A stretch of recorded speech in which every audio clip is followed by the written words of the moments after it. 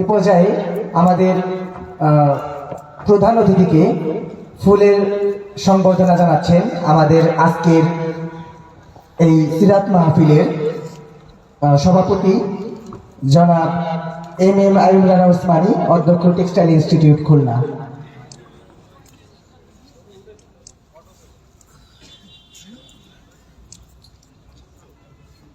হুজুরকে আসন গ্রহণের জন্য অনুরোধ জানাচ্ছি।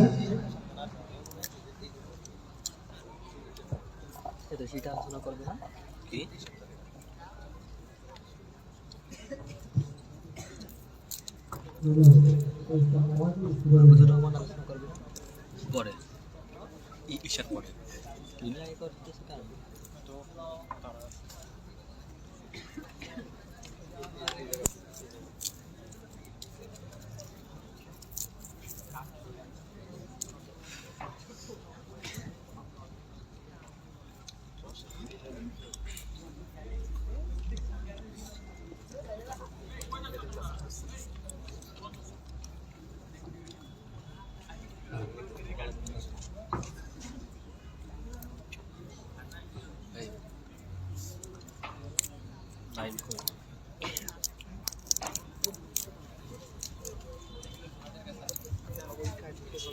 إن الحمد لله نحمده ونستعينه ونستغفره ونعوذ بالله من شرور أنفسنا ومن سيئات أعمالنا من يهده الله فلا مضل له ومن يضلله فلا هادي له وأشهد أن لا إله إلا الله وحده لا شريك له وأشهد أن محمدا عبده ورسوله أرسله بالحق بشيرا ونذيرا وداعيا إلى الله بإذنه وسراجا منيرا قال الله تعالى في كلامه المجيد يا أيها الذين آمنوا اتقوا الله حق تقاته ولا تموتن إلا وأنتم مسلمون وقال الله تعالى في كلامه المجيد يا أيها الذين آمنوا اتقوا الله وقولوا قولا سديدا يصلح لكم أعمالكم ويغفر لكم ذنوبكم ومن يطع الله ورسوله فقد فاز فوزا عظيما وقال تعالى إنك لعلى خلق عظيم খুলনা টেক্সটাইল ইনস্টিটিউট কর্তৃক আয়োজিত আজকের এই তাফসীরুল কোরআন মাহফিলের সম্মানিত সভাপতি, মঞ্চে উপবিষ্ট শ্রদ্ধেয় ব্যক্তিবর্গ ও আমার সামনে উপবিষ্ট সম্মানিত দর্শক শ্রোতাগণ, আসসালামু আলাইকুম ওয়া রাহমাতুল্লাহ। কেমন আছেন আপনারা? আজকে যদি এখানে কনসার্ট হতো তাহলে কি চেয়ার একটাও ফাঁকা থাকতো? ফাঁকা থাকতো না, তাই না? তাহলে বোঝা যাচ্ছে তাফসীরুল কোরআন মাহফিল কিংবা দ্বীনের আলোচনার চেয়ে মানুষের কাছে কনসার্ট অনেক জনপ্রিয়, তাই না? তাহলে কি কনসার্ট মাহফিলের চেয়ে উত্তম? তাহলে কি কনক্লুশনে আসা যায়?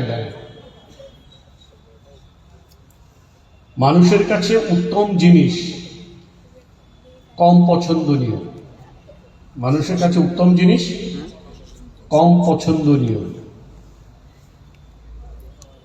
আল্লাহ তাআলা বলছেন লা ইয়াস্তাউল খাবিসু ওয়া কুল লা ইয়াস্তাউল খাবিসু ওয়াত তাইয়্যিব ওয়ালাউ আ'জাবাকা কাসরাতুল খাবিস ফাত্তাকুল্লাহ ইয়া উলিল আলবাব লাআল্লাকুম তুফলিহুন।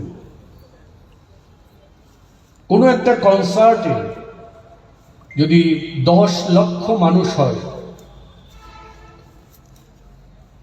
আর কোনো একটা মাহফিলে যদি একজন বক্তা এবং একজন শ্রোতা থাকে এবং তারা আন্তরিকতার সাথে কথা বলে বক্তা আন্তরিকতার সাথে কথা বলে, ইখলাসের সাথে, আর শ্রোতা একজন সে ইখলাসের সাথে শুনে, তাহলে আল্লাহ রাব্বুল আলামিনের কাছে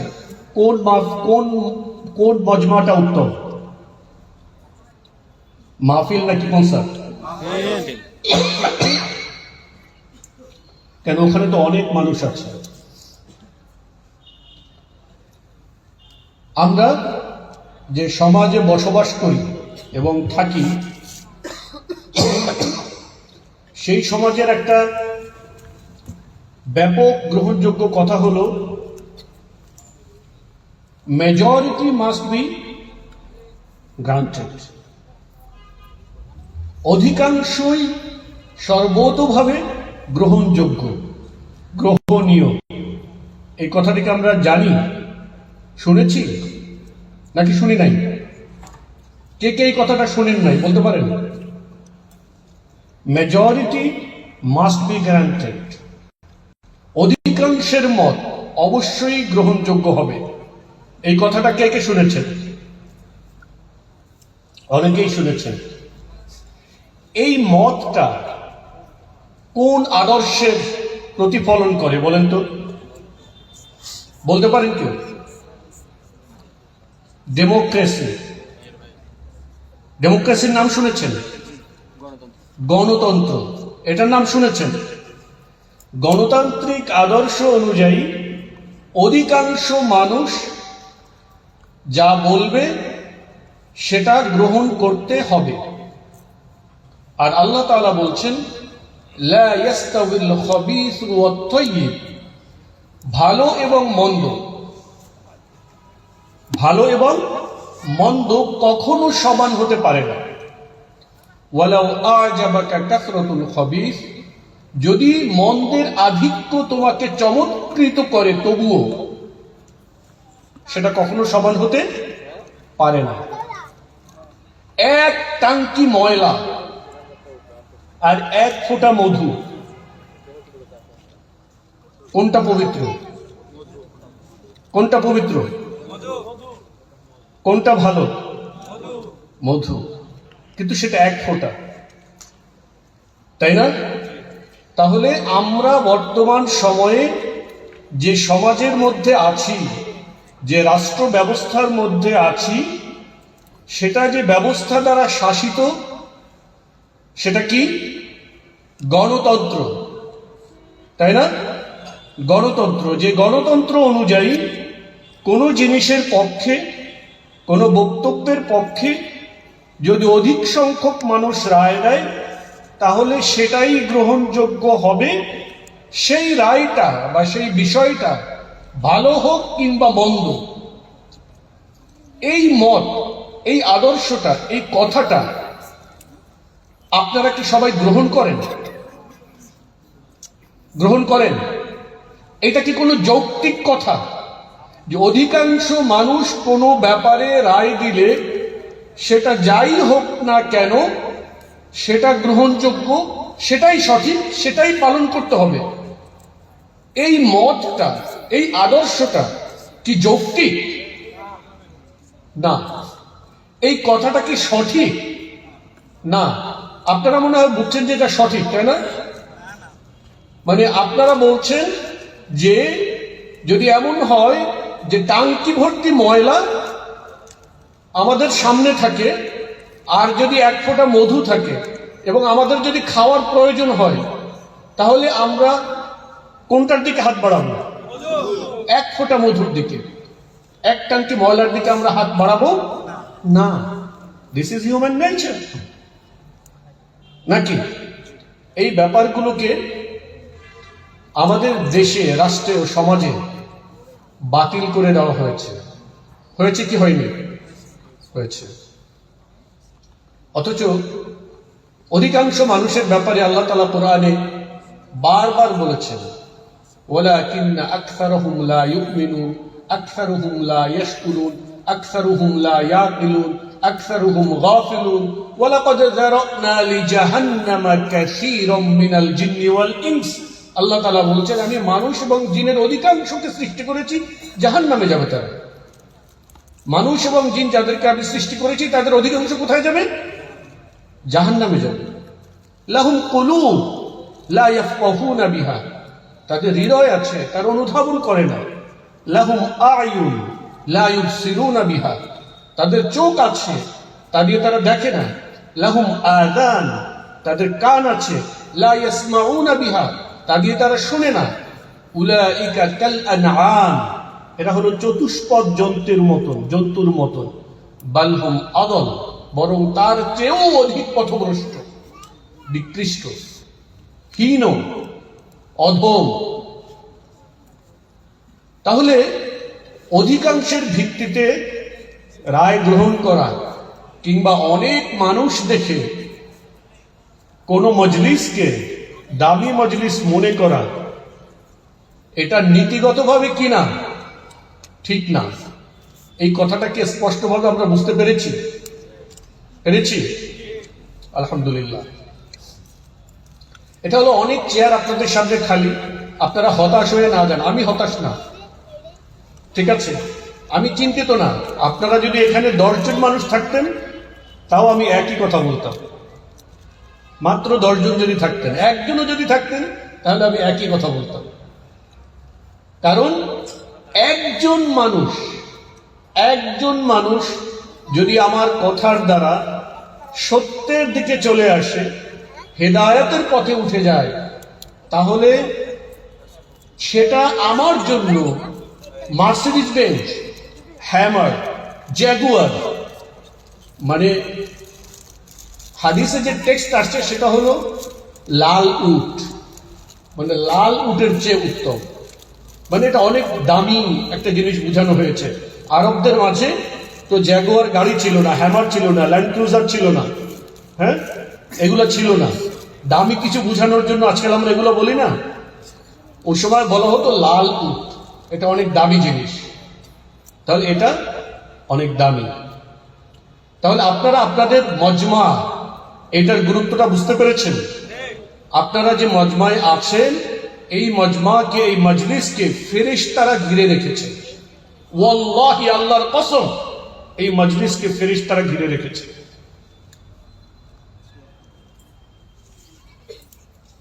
আমরা যখন কোনো মাহফিলে, কোনো আলোচনায় আল্লাহর কথা আলোচনা করি, আল্লাহর প্রতি ঈমানের কথা আলোচনা করি, আল্লাহ তাআলা খুশি হন।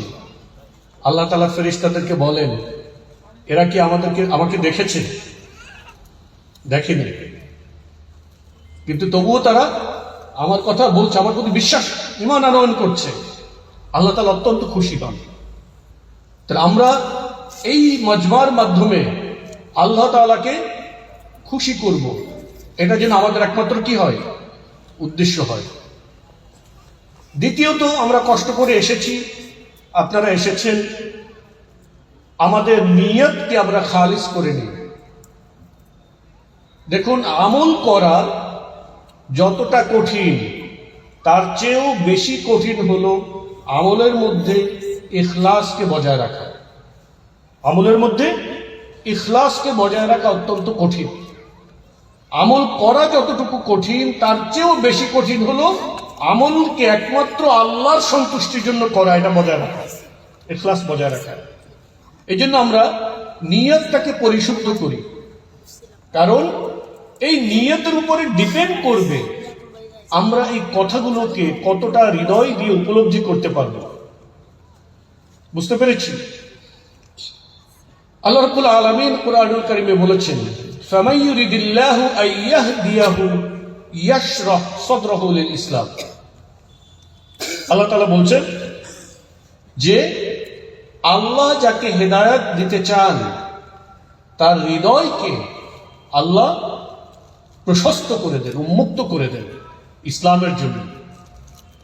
আল্লাহ তাআলা কাকে হেদায়েত দিতে চান বলেন তো? কাকে?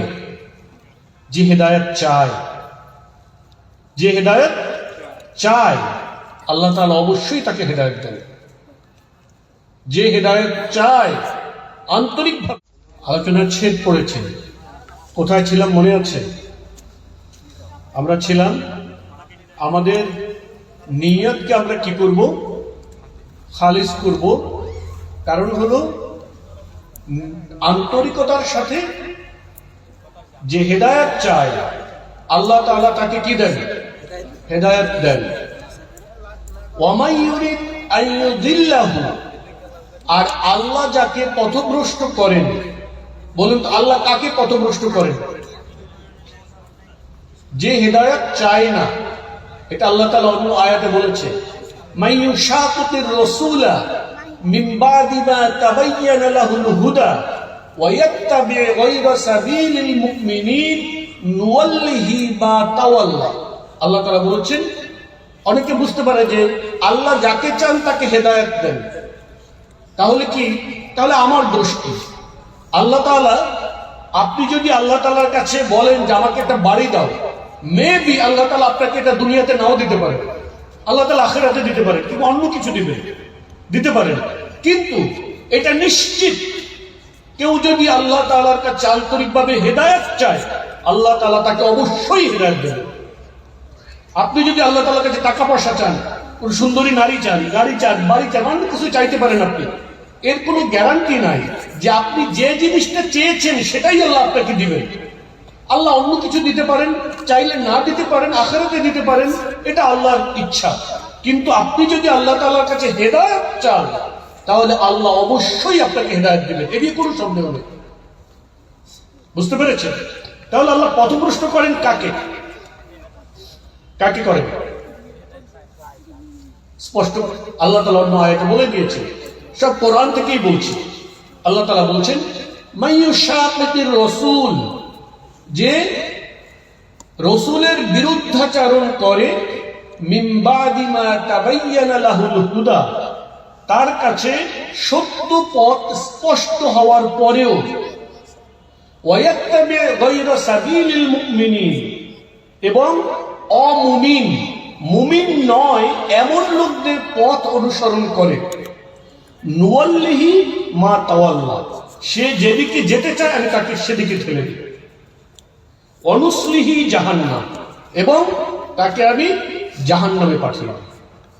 তাহলে হেদায়েত কাকে দেন আল্লাহ তাআলা?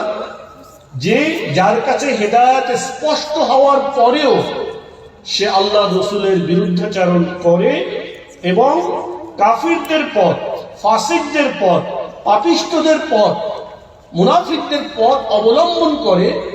আল্লাহ তাআলা বলছেন, সে যেদিকে যেতে চায় আমি তাকে সেদিকে ঠেলে দিই। বুঝতে পেরেছেন? তাহলে আমরা কি করব? আল্লাহ তাআলা ওই আয়াতে বলছেন, ওয়ামাই ইউরিদ আন ইউদিল্লাহু, আর আল্লাহ যাকে পথভ্রষ্ট করতে চান করেন, ইয়াজআল সাদরাহু দায়িকান হারাজান, আল্লাহ তাআলা তার অন্তরকে সংকীর্ণ করে দেন, কাআন্নামা ইয়াসআদু ফিস সামা, তার কাছে ইসলামকে বোঝা এত কঠিন হয় যেভাবে আকাশে উড়ে বেড়ানোটা কঠিন মানুষের জন্য, এভাবে কঠিন হয়ে যায় তার জন্য।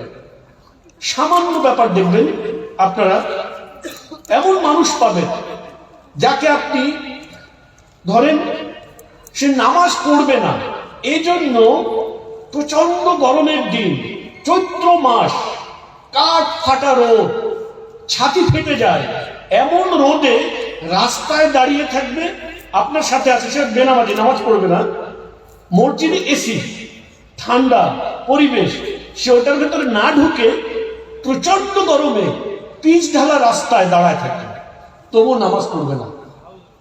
না আসে কি নাই? আছে না?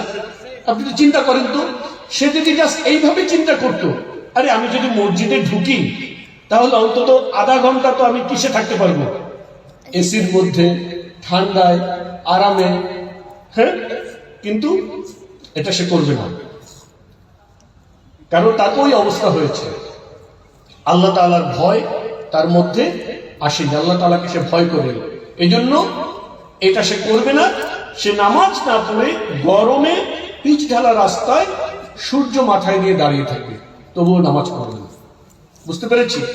তাহলে আমরা আমাদের নিয়তটাকে খালিস করে ফেলি, যেন এই কমিটমেন্টটা আপনি আপনার সাথে করেন যে হে অমুক, নিজেকে বলেন নাম ধরে, নিজের নফসকে বলেন যে আচ্ছা তুমি তো অনেক ব্যাপারে কনফিউজড, হুজুরদের বা ইসলামিক লোকদের নানা কথা সমালোচনা করো, এটা নিয়ে করো, ওইটা নিয়ে বলো, এইটা ঠিক আছে। তুমি একটু আন্তরিকভাবে চেষ্টা করো যে কোনটা সঠিক এটা বোঝার জন্য তুমি তোমার বিবেককে, তুমি তোমার হৃদয়কে জিজ্ঞেস করো, খুবই নিরপেক্ষভাবে জিজ্ঞেস করো যে হে হৃদয়, হে বিবেক, কোনটা সঠিক কথা। একই সাথে আল্লাহর কাছে দোয়া করেন, হে আল্লাহ, যে কথাটা সঠিক, যে কথাটা সত্য, তুমি আমাকে সেটা বোঝার তৌফিক দাও। আর যে কথাটা মিথ্যা সেটাকে বর্জন করা, যে পথ মিথ্যা সেই পথ এড়িয়ে চলার তুমি আমাকে তৌফিক দাও। এই কমিটমেন্টটা নিজের সাথে নিজে অত্যন্ত আন্তরিকতার সাথে করেন, বাকি পথ আল্লাহ তাআলা দেখান।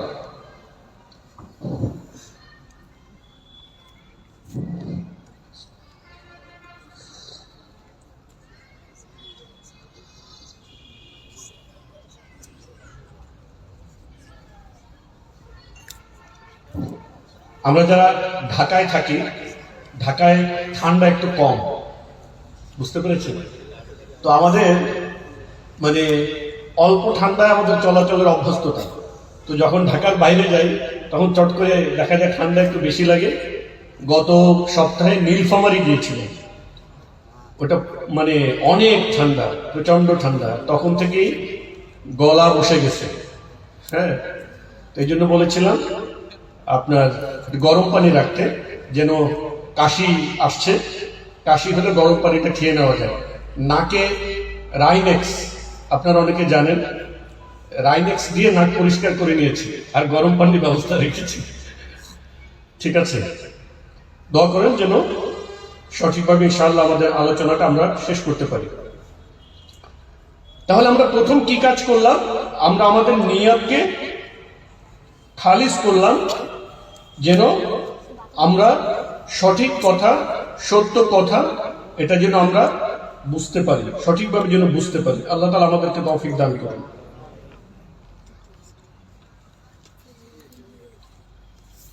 এরপর আমরা আজকের আমাদের এই যে তাফসীর, সিরাত মাহফিল, সিরাত মাহফিলের সাবজেক্টে আমি প্রবেশ করব।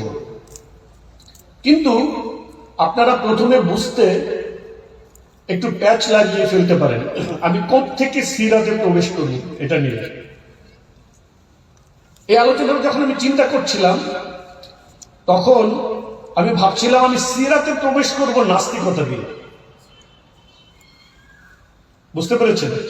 নাস্তিকতা দিয়ে কিভাবে সিরাতে প্রবেশ করব ইনশাআল্লাহ আমরা আলোচনার মধ্য দিয়ে দেখব। আপনারা অনেক সময় আমাদের দেশের নাস্তিকদের অনেক আলাপ আলোচনা শুনবেন। তারা বলবে ইসলামে কেন বহু বিবাহ আছে, নবীজি কেন অনেকজন স্ত্রী ছিল, তারপরে আপনার বলবে আপনার ইহুদিদের সাথে কেন এত মানুষকে তিনি হত্যা করেছিলেন, তারপরে বলবে ইসলামের ওই হুকুমটা কেন এমন, সেই হুকুমটা কেন এমন। এরকম অনেক সমালোচনা আপনারা শোনেন না নাস্তিকদের? আচ্ছা, এটা হলো গরিবের নাস্তিক। বাংলাদেশে আপনারা যে নাস্তিকদের যে আলোচনা শুনেন না, এটা মূলত নাস্তিকের আলোচনা না, এটা হলো গরিবের নাস্তিক।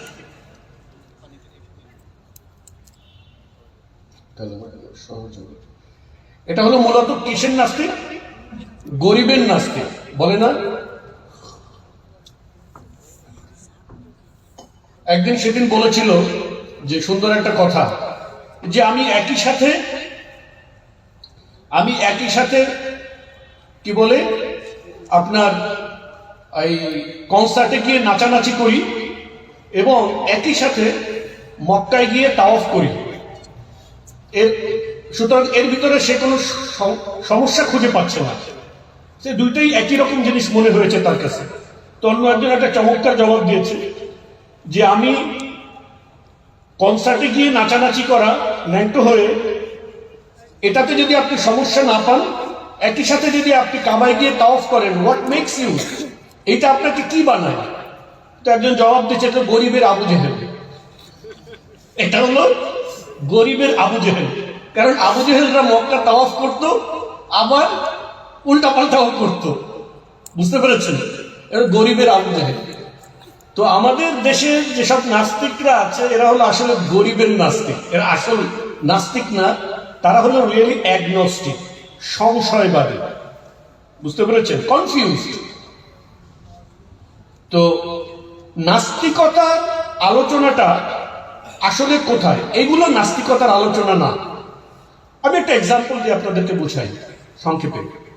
ধরেন আপনার বাবা আপনাকে বলেছে এই 500 টাকা নিয়ে তুমি বাজার থেকে এই বাজার তুমি কিনে আনবে, এই বাজার করে আনবে, তুমি অমুক দিন অমুক জায়গায় যাবা, অমুক কাজ করবা, এই কাজ করবা না, ওই কাজ করবা না, অনেক কিছু করবা না। এখন আপনি মূলত, আপনার বাবা মূলত ধরেন কোনো সার্টেন মেয়ের সাথে মিশতে নিষেধ করছে, বুঝছেন? এখন আপনার ওই মেয়ের সাথে ধরেন অবৈধ সম্পর্ক আছে, আপনার সেটা লাগবেই।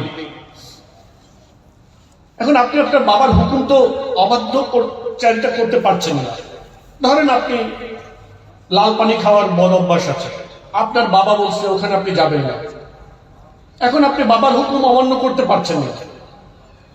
তো এখন বাবাকে যদি আপনি বাবা হিসাবে মেনে নেন, তখন তো আপনার একটা নৈতিক ব্যাপার চলে আসে। আপনি বাবার হুকুম না মানলে এটা অবাধ্যচারী ছেলে, বলবে না মানুষ, এটা অবাধ্যচারী, খারাপ ছেলে।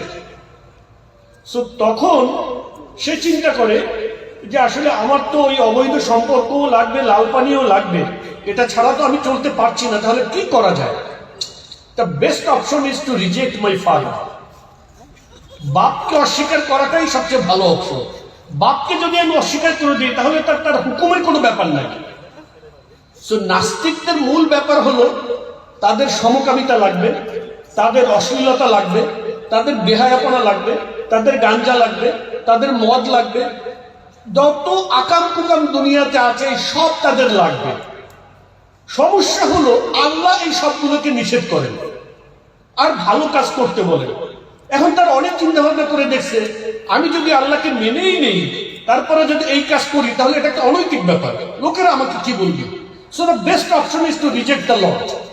আল্লাহকে অস্বীকার করাটাই সবচেয়ে ভালো।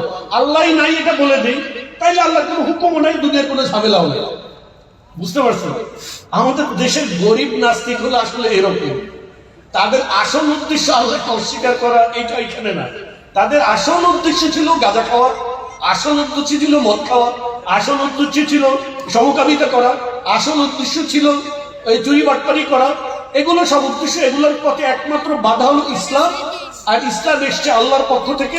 সুতরাং ইসলামকে অস্বীকার করতে হবে। ইসলামকে অস্বীকার করতে গেলে আল্লাহকে অস্বীকার করতে হবে। আল্লাহকে অস্বীকার করতে গেলে করে ফেললে দুনিয়ার আর কোনো বিধি নিষেধ নাই। সুতরাং আল্লাহকে অস্বীকার করে দেওয়াটাই এক ঢিলে সব, কোনো সমস্যা নাই। এই হলো মূলত আমাদের দেশের নাস্তিক। বুঝতে পারছেন? আদারওয়াইজ আল্লাহকে অস্বীকার করাটা এটা তো সহজ ব্যাপার না। এমনকি মক্কার কাফির মুশরিকরা কি আল্লাহকে অস্বীকার করত? মক্কার কাফির মুশরিকরা আল্লাহকে অস্বীকার করত না। মক্কার কাফির মুশরিকরা আল্লাহকে অস্বীকার করত না, বরং আপনি কোরআনুল কারীমের অনেক আয়াতে দেখবেন যে আল্লাহ তাআলা বলছেন, কুল মার রব্বুস সামাওয়াতিস সাবঈ ওয়া রব্বুল আরশিল আযীম। তুমি বলো আসমান সমূহ এবং জমিনের মালিককে, রবকে। তারা বলবে আল্লাহ। কুল মান নাযালা মিনাস সামাই মাআন ফাআহইয়া বিহিল আরদা বা'দা মাউতিহা। হে নবী, তুমি তাদেরকে জিজ্ঞেস করো যে আসমান থেকে কে পানি বর্ষণ করে, কে আসমান থেকে পানি বর্ষণ করে এই জমিন, এই গাছপালা এগুলোকে উৎপন্ন করেন, কে করে? তুমি জিজ্ঞেস করো। তারা বলবে আল্লাহ। তাহলে আল্লাহ তাআলা বলেছেন, কুল মান বিয়াদিহি মালাকুতু কুল্লি শাই। বলো কার হাতে সকল জিনিসের কর্তৃত্ব? তারা বলবে আল্লাহ। মক্কার কাফির মুশরিকরা আল্লাহকে অস্বীকার করত না, তারা আল্লাহর সাথে শিরক করত, আল্লাহর সাথে শিরক করত। এমনকি আমাদের আজকালকার সময়ের আমরা যারা বলি আল্লাহকে স্বীকার করি, তাদের অনেকের চেয়েও মক্কার কাফির মুশরিকদের ঈমান, আল্লাহর প্রতি বিশ্বাস, আল্লাহ যে সবকিছু করেন এটার প্রতি বিশ্বাস তাদের অনেক মজবুত ছিল। এটার অনেক উদাহরণ আছে। আপনারা আব্দুল মুত্তালিবের নাম শুনেছেন? কে ছিলেন আব্দুল মুত্তালিব? আপনাদের পাড়ার মেম্বার সাহেব, এলাকার চেয়ারম্যান কে? বলেন, কে ছিল আব্দুল মুত্তালিব? হ্যাঁ, মুহাম্মদ সাল্লাল্লাহু আলাইহি ওয়াসাল্লামের দাদা। তার নাম ছিল কি?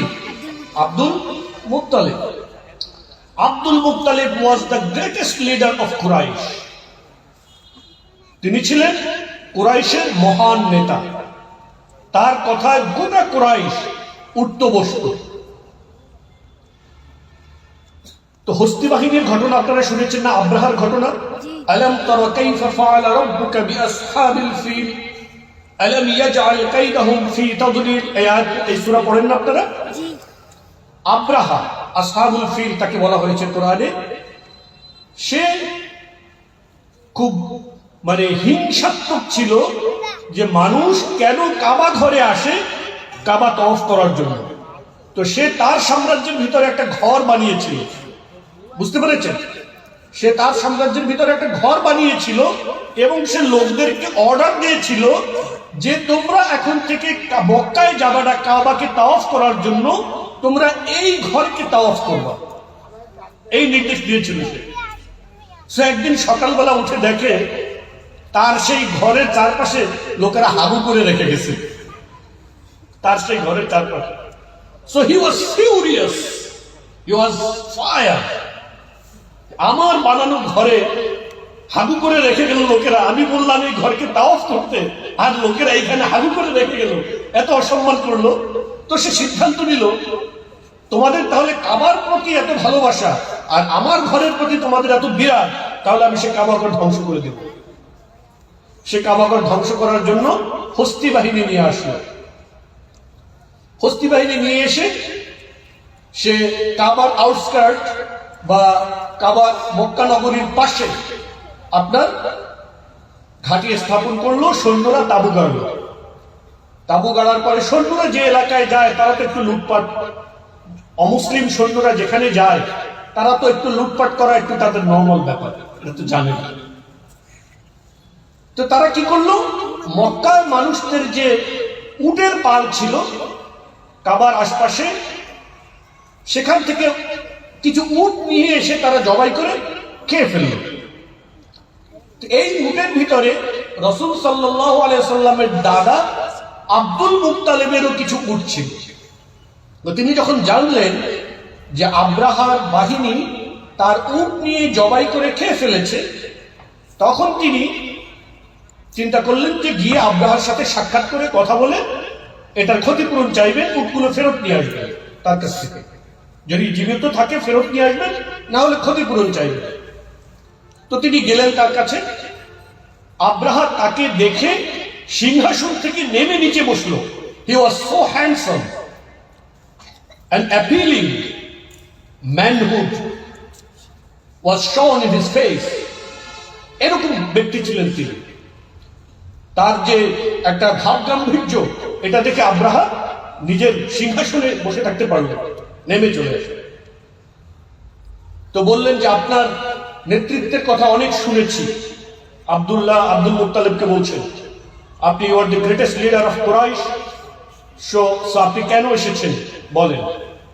আব্রাহা ভাবছিল সে যেহেতু কাবা ঘর ধ্বংস করার জন্য এখানে এসেছে, সুতরাং তিনি কোনো প্রপোজাল নিয়ে কোনো একটা আপোষ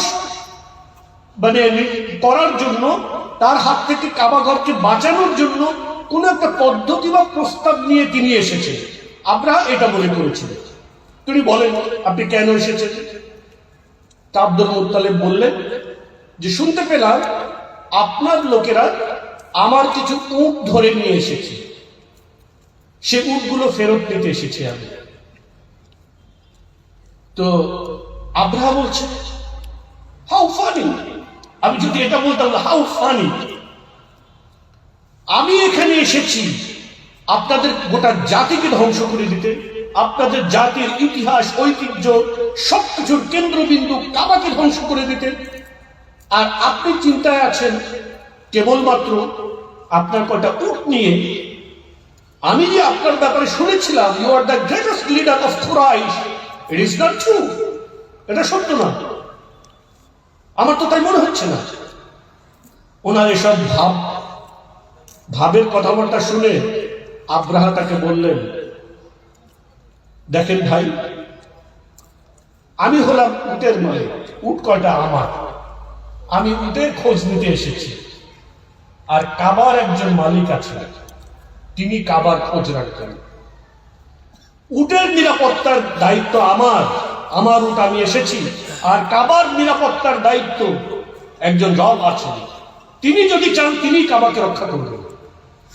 আপনি ভাবেন যে তাদের আল্লাহর প্রতি বিশ্বাসের ব্যাপারে তারা কতটা সার্টেন ছিল, কতটা নিশ্চিত ছিল, কতটা কন্টেন্ট ছিল, কতটা কনফিডেন্ট ছিল যে আল্লাহ তাআলা তার ঘরকে রক্ষা করবেন। That is nothing to B worried. এটি দুশ্চিন্তা করার কিছু নেই, তাই না? আমাদের কি এই পরিমাণ কনফিডেন্স আমরা পাই? নো, অনেকেই আমরা পাই না। সো দেখেন, মক্কার মুশরিকরা নাস্তিক ছিল না। মক্কার মুশরিকরা কি ছিল না? নাস্তিক ছিল না। মক্কার মুশরিকরা আল্লাহর উপরে বিশ্বাস করত, কিন্তু তারা শিরক করত। তারা কি করত? শিরক করত। তাহলে আমরা দেখলাম যে এই সব আলোচনাগুলো মূলত নাস্তিকতার আলোচনা না। নাস্তিকতার আলোচনার বিষয় মাত্র অল্প কয়েকটা টপিকের ভিতরে কভার হয়ে যাবে। They will be kicked out মাত্র কয়েকটা প্রশ্নের ভিতরে।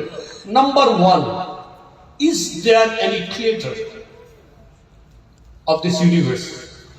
এই গোটা বিশ্ব জগতের কোন স্রষ্টা আছেন কিনা? নাম্বার 1 কোশ্চেন, প্রথম। নাম্বার 2, সেখান থেকে যদি ইসলাম পর্যন্ত আসতে চান, ইসলাম পর্যন্ত, তাহলে second question, does he communicate with the people, with humankind? কোন স্রষ্টা আছেন কিনা? 1 নম্বর প্রশ্ন। দ্বিতীয় প্রশ্ন, স্রষ্টা যদি থাকেন, তিনি কি মানব জাতির সাথে, মানুষের সাথে কোনো কমিউনিকেট করেন, কোনো যোগাযোগ করেন কিনা? Yes or no? নাম্বার 3, তার লাস্ট কমিউনিকেশনটা কি? সর্বশেষ কমিউনিকেশনটা কি, যোগাযোগটা কি? এই 3টা প্রশ্নের ভিতরে আপনি একেবারে নাস্তিকতা থেকে সিরাতে চলে আসবেন। বুঝতে পেরেছেন? প্রথম প্রশ্ন, কোন স্রষ্টা আছেন কিনা। যদি আপনি এই গোটা বিশ্ব জগৎ, এই আসমান, এই জমিন, এই গ্রহ, এই নক্ষত্র, এই চন্দ্র, এই সূর্য, এই মানুষ, এই আকাশ, এই বাতাস, এই মাটি, এই মাছ, গাছ, নদী, নালা, এই এত কিছু দেখে যদি আপনার মনে এখনো প্রশ্ন থাকে যে এর কোনো স্রষ্টা নেই, তাহলে আপনার মতন অন্ধ আর দ্বিতীয়টা হতে পারে না।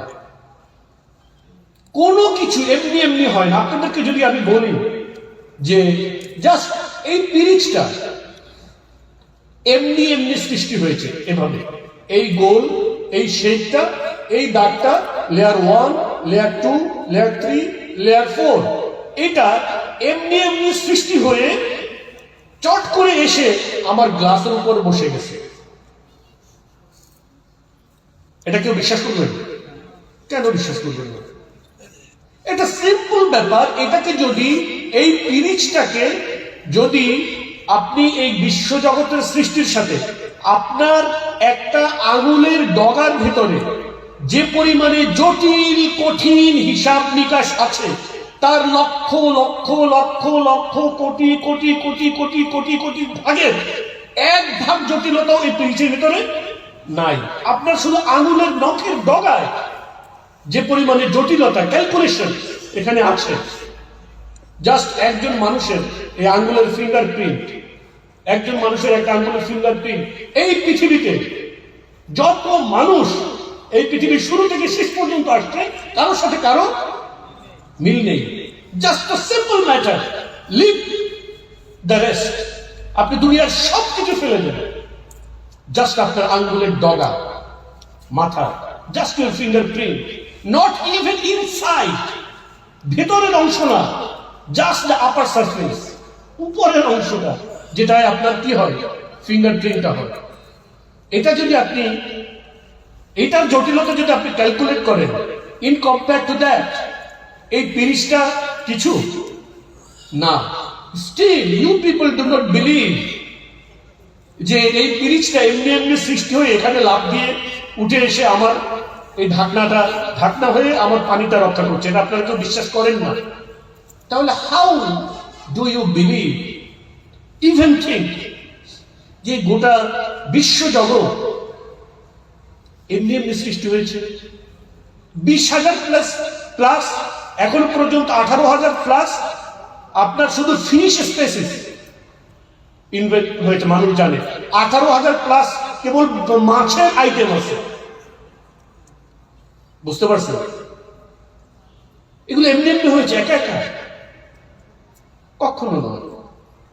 এটা এমনই একটা সিম্পল ব্যাপার, এটা বোঝার জন্য আপনার অনেক সময় আপনাদের ভিতরে এমন একটা ধারণা জন্ম হয় যে যারা নাস্তিক এরা মনে হয় অনেক শিক্ষিত, অনেক বুদ্ধিমান, অনেক জ্ঞানী, অনেক ইন্টেলেকচুয়াল, অনেক হাই থটের পিপল।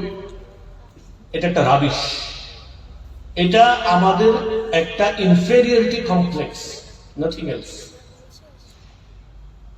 তারা হলো একজন কৃষক, একজন মুচি, একজন মুটে, একজন দিনমজুর, যে কোনোদিন স্কুলে যায়নি, কখনো স্কুলের বারান্দা দিয়ে পাড়া দেয়নি, এমন একজন মানুষ যে বিশ্বজগতের দিকে তাকিয়ে এমনি বুঝতে পারে there should be a lord of this universe, এই পৃথিবীর একজন স্রষ্টা আছে। সেই ব্যক্তি ওই পিএইচডি হোল্ডার, ওই ক্যামব্রিজ, ওই অক্সফোর্ড, সেখানকার সকল ডিগ্রিধারী লোকের চেয়ে হাইলি ইন্টেলেকচুয়াল ওই ব্যক্তি, যে কখনো স্কুলের বারান্দায় পাড়া দেয়নি, কিন্তু এই পৃথিবীর দিকে তাকিয়েই সে বুঝতে পারে there should be a lord, একজন স্রষ্টা আছে। সে ওয়ে মোর ইন্টেলেকচুয়াল, অনেক বেশি বুদ্ধিমান, অনেক বেশি হাই থটেড, অনেক বেশি ইনসাইটফুল ওই ব্যক্তি। এটা আমাদেরকে বুঝতে হবে। আমরা যেন এরকম মনে না করি যে atheist, Gnostic means those people who are graduated from universities, Oxford and Cambridge and others. No. এটা একটা ইনফেরিয়রিটি কমপ্লেক্স। এখান থেকে আমাদেরকে বের হতে হবে, বুঝতে পেরেছেন? সো নাস্তিকতা, প্রশ্ন হলো অল্প, একেবারে কেবল আল্লাহ আছে কিনা। যখন আপনি আল্লাহকে মানবেন যে yes there is a lord, তাহলে সেকেন্ড কোশ্চেন হবে যে আল্লাহ কি মানুষের সাথে কমিউনিকেট করেন কিনা, আল্লাহ কি মানুষের সাথে যোগাযোগ করেন কিনা। এটা একটা গুরুত্বপূর্ণ প্রশ্ন। এই প্রশ্ন এসে আপনাকে সমাধান করতে হবে। অনেকেই বলে, এরকম অনেক আপনার পথভ্রষ্ট বিভিন্ন গ্রুপ আছে যে যারা মনে করে যে স্রষ্টা এই সৃষ্টি জগৎকে সৃষ্টি করে ছেড়ে দিয়ে তিনি চলে গেছেন, তিনি আর এর কোনো খোঁজ খবর রাখেননি, তাদেরকে ছেড়ে দিয়েছেন, তারা যা খুশি তাই করে। এরা বলে মা হিয়া ইল্লা হায়াতুনা দুনিয়া নামুতু ওয়া নাহইয়া ওয়া মা ইউহলিকুনা ইল্লা আদ-দাহর। আমাদের এই দুনিয়ার জীবন ছাড়া আর কিছু নাই। নামুতু ওয়া নাহইয়া, এখানেই আমরা বাঁচি, এখানেই আমরা বলি ওয়া মা ইউহলিকুনা ইল্লা আদ-দাহর। এই কালের চক্রই কেবল আমাদেরকে ধ্বংস করে, মানে আমরা মারা যাই, বয়স হওয়ার কারণেই কেবল আমরা মরে যাই, না ঠিক না, স্বর্গ কোনো কিছু না। বুঝতে পেরেছেন? কিন্তু ব্যাপারটা তা নয়। মহান স্রষ্টা এই পৃথিবীকে এমনি এমনি সৃষ্টি করেননি, এই মানুষকে এমনি এমনি সৃষ্টি করেননি। মানুষ এবং জিনকে তিনি সৃষ্টি করেছেন তার কিসের জন্য? ইবাদতের জন্য। আল্লাহ রাব্বুল আলামিন বলেন ওয়ামা খলাকতুল জিন্না ওয়াল ইনসা ইল্লা লিয়াবুদুন। যে আল্লাহ মানুষ এবং জিনকে সৃষ্টি করেছেন একমাত্র আল্লাহ কিসের জন্য? ইবাদতের জন্য। আল্লাহ তাআলা বলছেন, আফা হাসিবতুম আন্নামা খালাকনাকুম আবাসান ওয়া আন্নাকুম ইলাইনা লা তুরজাউন। তোমরা কি ভেবেছো তোমাদেরকে এমনি এমনি সৃষ্টি করেছি আমি? ওয়া আন্নাকুম ইলাইনা লা তুরজাউন, তোমাদেরকে আমার কাছে ফিরিয়ে আনা হবে না? তাহলে আমরা বুঝলাম যে বিশ্ব জগৎকে আল্লাহ তাআলা এমনি এমনি সৃষ্টি করেননি। এই পৃথিবীর দুটো প্রাণীকে, দুটো জিনিসকে আল্লাহ তাআলা সৃষ্টি করেছেন একমাত্র আল্লাহর ইবাদতের জন্য। একমাত্র কার জন্য? আল্লাহর ইবাদতের, মানুষ এবং জিন। আল্লাহর ইবাদতের জন্য আল্লাহ তাআলা সৃষ্টি করেছেন। আর মানুষ এবং জিন এর সেবার জন্য আল্লাহ তাআলা গোটা পৃথিবী সৃষ্টি করেছে। এবার চিন্তা করেন, যে এই আসমান, এই জমিন, আমরা অনেক সময় মনে করি যে আমাদের যদি একটু দারিদ্রতা আসে, একটু টাকা পয়সা কম থাকে, আমরা অনেক হতাশা বোধ করি না? মনে করি আল্লাহ এই দুনিয়ায় এত কিছু দিলেন, এত মানুষকে এত টাকা পয়সা দিলেন, আমারে দিলেন না, আমি কি দোষ করলাম? আমাদের কাছে মনে হয় যে এই পৃথিবীতে এই টাকা পয়সা, ধন সম্পদ, এটাই মনে হয় সবচেয়ে মূল্যবান নিয়ামত। ব্যাপারটা তা নয়। আপনি এবং আমি প্রতিনিয়ত এমন অসংখ্য নিয়ামত ভোগ করি যা আপনি বিলিয়ন, ট্রিলিয়ন, ট্রিলিয়ন ডলার দিয়েও আপনি ক্রয় করতে পারতেন না। আমরা ক্রয় করতে পারতাম না। আপনি সূর্যের আলো ক্রয় করতে পারতেন? অক্সিজেন ক্রয় করে চলতে পারতেন আল্লাহ তাআলা সৃষ্টি না করলে বা আপনাকে না দিলে? এরকম অসংখ্য নিয়ামতরা যে আমরা ভোগ করি, আপনি আপনার চোখ দুটো দিয়ে যে সুন্দর করে দেখেন, হ্যাঁ, এটা আমেরিকার অনেক প্রেসিডেন্টের চেয়ে একজন অনেক দরিদ্র মানুষ অনেক সুন্দর করে দেখে না? হয়তো তার চোখের চেয়ে তার চোখের পাওয়ার ভালো আছে না? দেখেন তো। আপনি ধরেন যে আপনি যখন একটা গ্রামের আপনার পুকুর থেকে সদ্য ধরা আজকে একটা কই মাছ রান্না করে, ভুনা করে যখন আপনি খান, আপনি যে টেস্টটা পান, এটা মুখে দিলে, এটা যদি আমেরিকান প্রেসিডেন্টকে আপনি দেন, সে কি ভিন্ন টেস্ট পায়? No, it is the same taste. দেখেন আপনি, পৃথিবীর অধিকাংশ ভোগের জিনিসগুলো সবার জন্য আল্লাহ তাআলা কি করেছেন? একই রকম রেখেছেন। It is very few things, খুবই অল্প জিনিস। এটাই পরীক্ষা। অল্প জিনিস কাউকে আল্লাহ তাআলা বেশি দিয়েছেন, কাউকে আল্লাহ কম দিয়েছেন। যাকে বেশি দিয়েছেন তার জন্য এটা পরীক্ষা, যাকে কম দিয়েছেন তার জন্য এটা পরীক্ষা। উভয়ের জন্য এটা কি? পরীক্ষা। কি?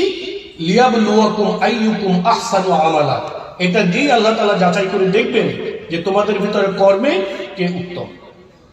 তাহলে আমরা দেখছি যে নাস্তিকতার মূলত অন্য কোনো আসপেক্ট নাই। আমাদের সমাজে এই যে ইসলামের নানা বিষয় নিয়ে সমালোচনা শুনি, এগুলো মূলত নাস্তিকদের আলোচনা নয়, এগুলো মূলত ইসলাম বিদ্বেষীদের আলোচনা। যারা সিনসিয়ারলি নাস্তিক মানে সত্যি সে আন্তরিক, বোঝার জন্য যে আমি আসলে বুঝতে পারছি না, ঠিক আছে, তাদের সাথে যদি আপনারা কথা বলেন তাহলে তারা খুব সহজেই ব্যাপারটা বুঝতে পারবে। কিন্তু যে মূলত সিনসিয়ারলি নাস্তিক না, সে মূলত আল্লাহর হুকুমকে অমান্য করতে চায়, এই জন্য সে নাস্তিক। সে হলো গরিবের নাস্তিক। বুঝতে পেরেছেন? আচ্ছা, দ্বিতীয়ত আমরা দেখব স্রষ্টা মানুষের সাথে যোগাযোগ করেন কিনা। আমরা জানি আল্লাহ রাব্বুল আলামিন বলেছেন, ওয়ালাকাদ বাআসনা ফি কুল্লি উম্মাতির রাসূল আন ইবুদুল্লাহ ওয়াজতানিবুত তাগুত। আল্লাহ তাআলা বলছেন দুইটা আয়াত, কুল্লাহবিতু মিনহা জামিআ, তোমরা পৃথিবীতে চলে যাও, ফাইম্মা ইয়াতিয়ান্নাকুম মিন্নি হুদা ফামান তাবিআ হুদায়া ফালা খাউফুন আলাইহিম ওয়ালা হুম ইয়াহজানুন। মানুষকে যখন আল্লাহ তাআলা দুনিয়াতে পাঠালেন, আল্লাহ তাআলা বলছেন, যখন তোমাদের কাছে আমার হেদায়েতের বাণী আসবে, যারা সেটা অনুসরণ করবে তাদের কোনো দুশ্চিন্তা নাই। ঠিক আছে, তাহলে এর দ্বারা আমরা কি বুঝলাম? যে আল্লাহ তাআলা বলছেন, আল্লাহ তাআলা মানুষকে পৃথিবীতে পাঠিয়ে বলছেন, তোমাদের কাছে আমার হেদায়েতের বাণী আসবে। ইহবিতু মিনহা জামিআ ফাইম্মা ইয়াতিয়ান্নাকুম মিন্নী হুদা, যখন তোমাদের কাছে আসবে আমার পক্ষ থেকে গাইডলাইন, হেদায়েত, তার মানে আল্লাহ তাআলা আল্লাহর পক্ষ থেকে মানুষের কাছে কি পাঠাবেন? গাইডলাইন পাঠাবেন। গাইডলাইন কিভাবে পাঠাবেন? আল্লাহ তাআলা বলছেন, ওয়ালাকাদ বাআসনা ফি কুল্লি উম্মাতির রাসূলান আন ইবুদুল্লাহ ওয়াজতানিবুত তাগুত। আল্লাহ বলছেন প্রত্যেক জাতির কাছে রাসূল পাঠিয়েছি। কি বার্তা দিয়ে? আন ইবুদুল্লাহ, রাসূল এসে মানুষকে বলবেন যে তোমরা এক আল্লাহর ইবাদত করো, ওয়াজতানিবুত তাগুত, এবং তাগুতদেরকে তোমরা বর্জন করো, তাগুত থেকে তোমরা দূরে থাকো। তাগুত চিনেন তো? তাগুত চিনেন? চিনেন না? আপনাদের এলাকায় নাই? নাই আপনাদের এলাকায়? পানিটা একটু আরেকটু গরম করে এনে দিতে বলেছেন, ভালো হয়। তাগুত শব্দের অর্থ হলো মাইয়ুবাদু মিন দুনিল্লাহ আও হুয়া রাদিন আলাইহি আও হুয়া রাদিন বিহি, মানে হলো আল্লাহ ছাড়া যার ইবাদত করা হয় এবং ওই ব্যক্তি বা ওই সত্তা এই ইবাদত পেয়ে সন্তুষ্ট, একে বলা হয় তাগুত। খেয়াল রাখেন, যার ইবাদত করা হয়, আল্লাহ ছাড়া যার ইবাদত করা হয় এবং সেই ব্যক্তি এজন্য খুশি যে তার ইবাদত করা হচ্ছে, তা কি বলা হয়? কি? তাগুত। প্রথম তাগুত হলো শয়তান। প্রথম তাগুত কে? শয়তান। ঠিক আছে। দ্বিতীয় তাগুত কিন্তু মানুষেরা। দ্বিতীয় তাগুত কারা? মানুষেরা। সেই সকল মানুষেরা যারা আল্লাহর আইনকে বাদ দিয়ে আল্লাহর বান্দাদের উপরে নিজেদের বানানো আইন কানুনকে চাপিয়ে দেয় এবং তাদেরকে সেটা মানতে বাধ্য করে। এটা হলো দ্বিতীয় শ্রেণীর তাগুত। খেয়াল রাখি, যারা আল্লাহর আইনকে বর্জন করে, আল্লাহর আইনকে বাদ দিয়ে নিজেরা আইন রচনা করে এবং সেটা আল্লাহর বান্দাদের উপরে চাপিয়ে দেয়, মানতে বাধ্য করে, এবং না মানলে তাদেরকে পানিশমেন্ট দেয়, শাস্তি দেয়, জেল দেয়, জুলুম করে, এরা হলো মানুষের ভিতরে তাগুত। এরকম লোক তো নাই আমাদের দুনিয়াতে, আছে? বাংলাদেশে আছে? সুবহানাল্লাহ, বলেন কি আছে? আল্লাহু আকবার। তাহলে আপনারা চিনেন, আমাদের আল্লাহ তাআলার বিধান অনুযায়ী মদ কি বৈধ? মদ উৎপাদন করা বৈধ? মদ বিক্রি করা বৈধ? মদের লাইসেন্স দেওয়া বৈধ? মদ সেবন করা বৈধ? পারমিশন নিয়ে মদ সেবন করা বৈধ? না, আল্লাহর বিধান অনুযায়ী মদ অবৈধ। আপনাদের রাষ্ট্রে মদ উৎপাদন হয়? মদ বেচা কিনা হয়? লাইসেন্স নিয়ে মদ খাওয়া যায়? মদ বেচা যায়?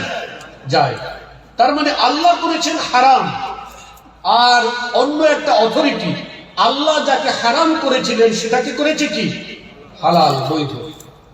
যারা এটা করেছে ওরাই হলো তাগুত। যুগে যুগে বিভিন্ন রকম তাগুত ছিল, ঠিক আছে? সেই তাগুতদেরকে কি করতে হবে? অস্বীকার করতে হবে। এই বার্তা প্রত্যেক যুগে আল্লাহ তাআলা রাসূল পাঠিয়ে মানুষদেরকে এই বার্তা পাঠিয়েছেন। বুঝতে পেরেছি? তাহলে আমরা কি জানলাম? যে আল্লাহ তাআলা বান্দাদের সাথে কমিউনিকেট করেন তাদেরকে সঠিক পথে পরিচালিত করার জন্য। তৃতীয়, আল্লাহ তাআলা সর্বশেষ কমিউনিকেশন কি, সর্বশেষ মেসেজ কি এবং সর্বশেষ মেসেঞ্জার কে, এইটা আমাদেরকে জানতে হবে। আল্লাহ তাআলা সেই নূহ আলাইহিস সালাম থেকে নিয়ে এরপরে অনেক রাসূল আল্লাহ তাআলা পাঠিয়েছেন। তারপরে সর্বশেষ নবী এবং রাসূল হলেন কে? মুহাম্মদ সাল্লাল্লাহু আলাইহি ওয়াসাল্লাম।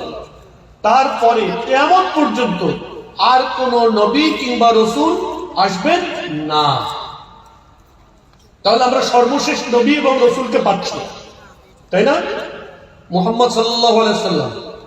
মুহাম্মদ সাল্লাল্লাহু আলাইহি ওয়াসাল্লামের উপর কোন কিতাব অবতীর্ণ হয়েছে? কুরআন। তাহলে এই কুরআন, এটাই হলো রিসালাত আল্লাহর তরফ থেকে। এই কুরআন হলো সর্বশেষ গ্রন্থ, সর্বশেষ আসমানি কিতাব। তাহলে আমাদেরকে এটা জানতে হবে যে পৃথিবীতে একমাত্র সঠিক পথের অধিকারী হলো তারা যারা মুহাম্মদ সাল্লাল্লাহু আলাইহি ওয়াসাল্লামকে সর্বশেষ নবী এবং রাসূল হিসাবে মেনে নেয় এবং তার আনিত দ্বীনকে একমাত্র দ্বীন হিসাবে মেনে নেয়। এই পৃথিবীকে শাসন করার জন্য বৈধ অধিকার কেবলমাত্র তাদের আছে যারা মুহাম্মদ সাল্লাল্লাহু আলাইহি ওয়াসাল্লামকে সর্বশেষ নবী এবং রাসূল হিসেবে মানে এবং তার আনিত দ্বীনকে একমাত্র শাসন ব্যবস্থা হিসেবে মেনে নেয় এবং কায়েম করে। তারাই হলো পৃথিবীতে একমাত্র বৈধ শাসক। এছাড়া যত তন্ত্র মন্ত্র এই পৃথিবীতে আছে, সেটা হতে পারে সমাজতন্ত্র, রাজতন্ত্র, গণতন্ত্র, অমুকতন্ত্র, তমুকতন্ত্র, যা কিছুই আছে সব শাসন ব্যবস্থা অবৈধ এই পৃথিবীর মালিকের পক্ষ থেকে। তাদের সব ইলেজিটিমেট, অবৈধ শাসন। এর কোনো লেজিটিমেসি নাই, কোনো বৈধতা নাই। এই পৃথিবী কার? আল্লাহ। এই পৃথিবী কে সৃষ্টি করেছেন? আল্লাহ। আল্লাহ বলছেন লাহুল খালক লাহুল আমর। সৃষ্টি যার, বিধান তার। এই কনসেপ্টটা বোঝার জন্য, সৃষ্টি যার, বিধান তার, এটা বোঝার জন্য তো ক্যামব্রিজ পিএইচডি দরকার, তাই না? হ্যাঁ, অক্সফোর্ড পিএইচডি তারা যেটা বোঝা সম্ভব। কমপক্ষে ঢাকা ইউনিভার্সিটির একটা পিএইচডি তো লাগে, মাস্টার্স তাও লাগে না। কি বলে? It is such a simple theory. এটা বোঝার জন্য কোনো মানুষের কোনো ডিগ্রি দরকার নাই। বিলাল রাদিয়াল্লাহু আনহু was nothing but a slave in his pre-Islamic era. In his life of pre-Islamic era, কি ছিলেন? একজন দাস ছিলেন। মক্কার সবচেয়ে নিগৃহীত, পিছিয়ে পড়া মানুষ ছিলেন বিলাল রাদিয়াল্লাহু আনহু। তার কি বুঝতে অসুবিধা হয়েছে? না। সুতরাং এই দিনকে বোঝার জন্য আপনার কোনো ডিগ্রি দরকার নেই। আপনার দরকার সিনসিয়ারিটি, আপনার দরকার আন্তরিকতা, আপনার দরকার অনেস্টি, আপনার দরকার সততা। নিজের সাথে, নিজের বিবেকের সাথে, নিজের হৃদয়ের সাথে, আকলের সাথে আপনি যা সৎ হন, you will find the right path. বুঝতে পেরেছেন? তাহলে আমরা কোথায় আসলাম? সিরাতে আসলাম, রাইট? সিরাতে আসছি না আমরা? রাসূল সাল্লাল্লাহু আলাইহি ওয়াসাল্লামের সিরাতে আসছি। রাসূলের উপরে বিশ্বাস বলতে আমরা কি বুঝি আসলে? রাসূলের উপর বিশ্বাস বলতে আমরা যেটা বলেছি, তাকে সর্বশেষ রাসূল হিসেবে বিশ্বাস করতে হবে এবং তার আনিত দ্বীনকে সকল দ্বীনের চেয়ে শ্রেষ্ঠ মনে করতে হবে এবং বিশ্বাস করতে হবে যে তার আনিত বিধিবিধানের সাথে অন্য কারো বিধিবিধান যদি কন্ট্রাডিক্ট করে, তাহলে সবকিছু মুহূর্তে বাতিল হিসেবে গণ্য হবে। আল্লাহ তাআলা বলছেন, মা কানা লিমুমিনিন ওয়ালা মুমিনাতিন ইযা ক্বাদাল্লাহু ওয়া রাসূলুহু আমরান আইয়াকুনা লাহুমুল খিয়ারাতু মিন আমরিহিম। কোন মুমিন নারী কিংবা পুরুষের জন্য এটা শোভনীয় নয় যে আল্লাহ এবং তার রাসূল যদি কোনো বিষয়ে সিদ্ধান্ত করেন, ফয়সালা দেন, সে বিষয়ে সে তার নিজস্ব কোনো অভিমত ব্যক্ত করবে। না, ইসলাম তো আসলে ভালো, ঠিক আছে, কিন্তু মানে এই যে বহু বিবাহ ব্যাপারটা, এটা আসলে আজকাল যুগের সাথে যায় না। এটা আসলে মানে ইসলাম তো ঠিক আছে, কিন্তু নো কিন্তু নো কিন্তু ইসলাম তো ঠিক আছে, কিন্তু এই আধুনিক সময়ে মানে ব্যাংকে যে সুদের ব্যবস্থাটা, যেটা তো আসলে সুদ না, এটা আসলে এই আপনার যে টাকা থাকে কিছু না কিছু দিতে হবে। আসলে আধুনিক অর্থ ব্যবস্থা সুদ দিয়ে, সুদ ছাড়া পরিচালনা করাটা এটা আসলে একটা অসম্ভব ব্যাপার। ইসলাম আসলে ঠিক আছে। ইমান আছে? আছে ইমান? নেই। বুঝতে পেরেছি? আল্লাহ তাআলা বলছেন, আল্লাহ তাআলা তার নিজের কসম কেটে বলছেন, ফালা ওয়া রাব্বিকা, না তোমার রবের কসম, লা ইউমিনুন, তারা ঈমানদার হতে পারে না, হাত্তা ইউহাক্কিমুকা ফীমা শাজারা বাইনাহুম, তাদের ভিতরকার বিবদমান সকল বিষয়ে যতক্ষণ না তারা তোমাকে, অর্থাৎ তোমার আনিত দ্বীনকে বিচারক হিসেবে না মানবে, বিধান হিসেবে না মানবে, ততক্ষণ তারা ঈমানদার হতে পারে না। এবং তুম্মা লা ইয়াজিদু ফি আনফুসিহিম হারাজান, খেয়াল রাখি, আপনি মানছেন কিন্তু অন্তর থেকে মানেন নাই, ইউ আর নট আ মুমিন। আল্লাহ বলছেন মানবে, অতঃপর তারা তাদের হৃদয়ে কোনো সংকীর্ণতা অনুভব করবে না। ফালা ইয়াজিদু ফি আনফুসিহিম হারাজান মিম্মা কাদাইতা, তোমার ফয়সালার ব্যাপারে কোনো অন্তরে কোনো সংকীর্ণতা অনুভব করবে না। এই জন্য কোন একটা সুন্নাহ আল্লাহ রাসূল বলেছেন, তিনি করেছেন, সেটা আপনার দৃষ্টিতে, লজিকে যতই অবোধগম্য হোক না কেন, আপনি মেনে নেবেন। আমি মাঝে মধ্যে ঘরে লুঙ্গি দিয়ে, লুঙ্গির নিচ দিয়ে বিছনা পরিষ্কার করি, ঝাড়ু দিয়ে। এরকম একটা হাদিস আছে, আপনারা জানেন, ইজারের নিচের অংশ দিয়ে বিছানা ঝাড়া। আমরা অনেক সময় বসলে, আমরা যদি লুঙ্গি পরা থাকি, কোথাও বসতে যাই, যদি ময়লা দেখি, ধুলাবালি দেখি, অনেক সময় লুঙ্গির নিচের অংশ দিয়ে একটু ঝাড়া দেয় না? ওইভাবে একটা হাদিস আছে, রাসূল সাল্লাল্লাহু আলাইহি ওয়াসাল্লাম এইভাবে ঝাড়তেন। তো আমি কখনো কখনো ওই বিছনার যে শলার ঝাড়ু, ওইটা পাশে রেখে দিয়ে ওই লুঙ্গি দিয়ে একটু ঝাড়া দিই, জাস্ট এই কথাটার জন্য যে রাসূল সাল্লাল্লাহু আলাইহি ওয়াসাল্লাম এটা তো করছেন। ওই যে বিছনা শলার ঝাড়ু তো আছে, এটার মধ্যে কি ফায়দা আছে? I do not need to know it. রাসূলুল্লাহ সাল্লাল্লাহু আলাইহি ওয়াসাল্লাম বলছেন, কোনো না কোনো ফায়দা আছে।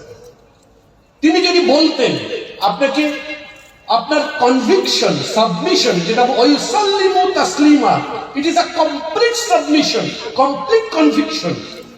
কোন ব্যাপার, কোন বিষয় যদি কোরআনে কিংবা সুন্নায় প্রমাণিত হয়, তাহলে সেটা কোনো প্রশ্ন নেই আমার। আমি মাঝে মধ্যে উদাহরণ দিয়ে এইভাবে বলি যে, আমাকে যদি বলা হতো খুলনার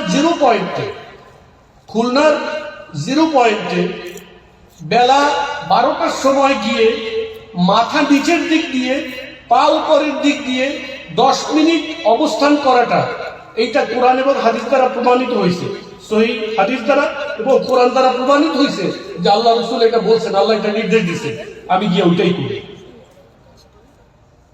বুঝতে পারছেন? এই কনভিকশনটা আমাদের থাকতে হবে। আপনি প্রশ্ন কাকে করতেছেন, you must know it before you ask the question.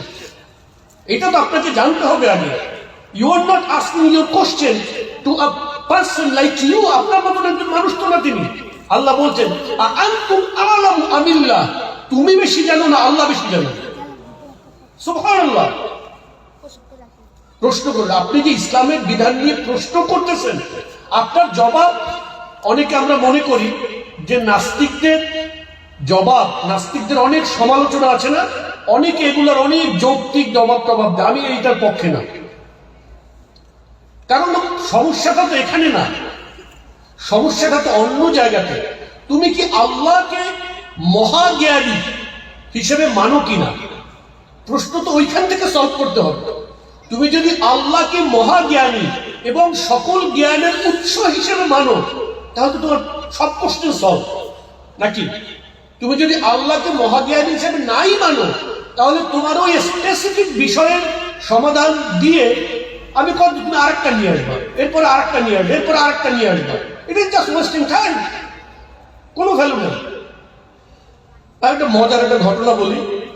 আমার ঢাকাতে আমার বাসার পাশে একটা ছেলে আপনার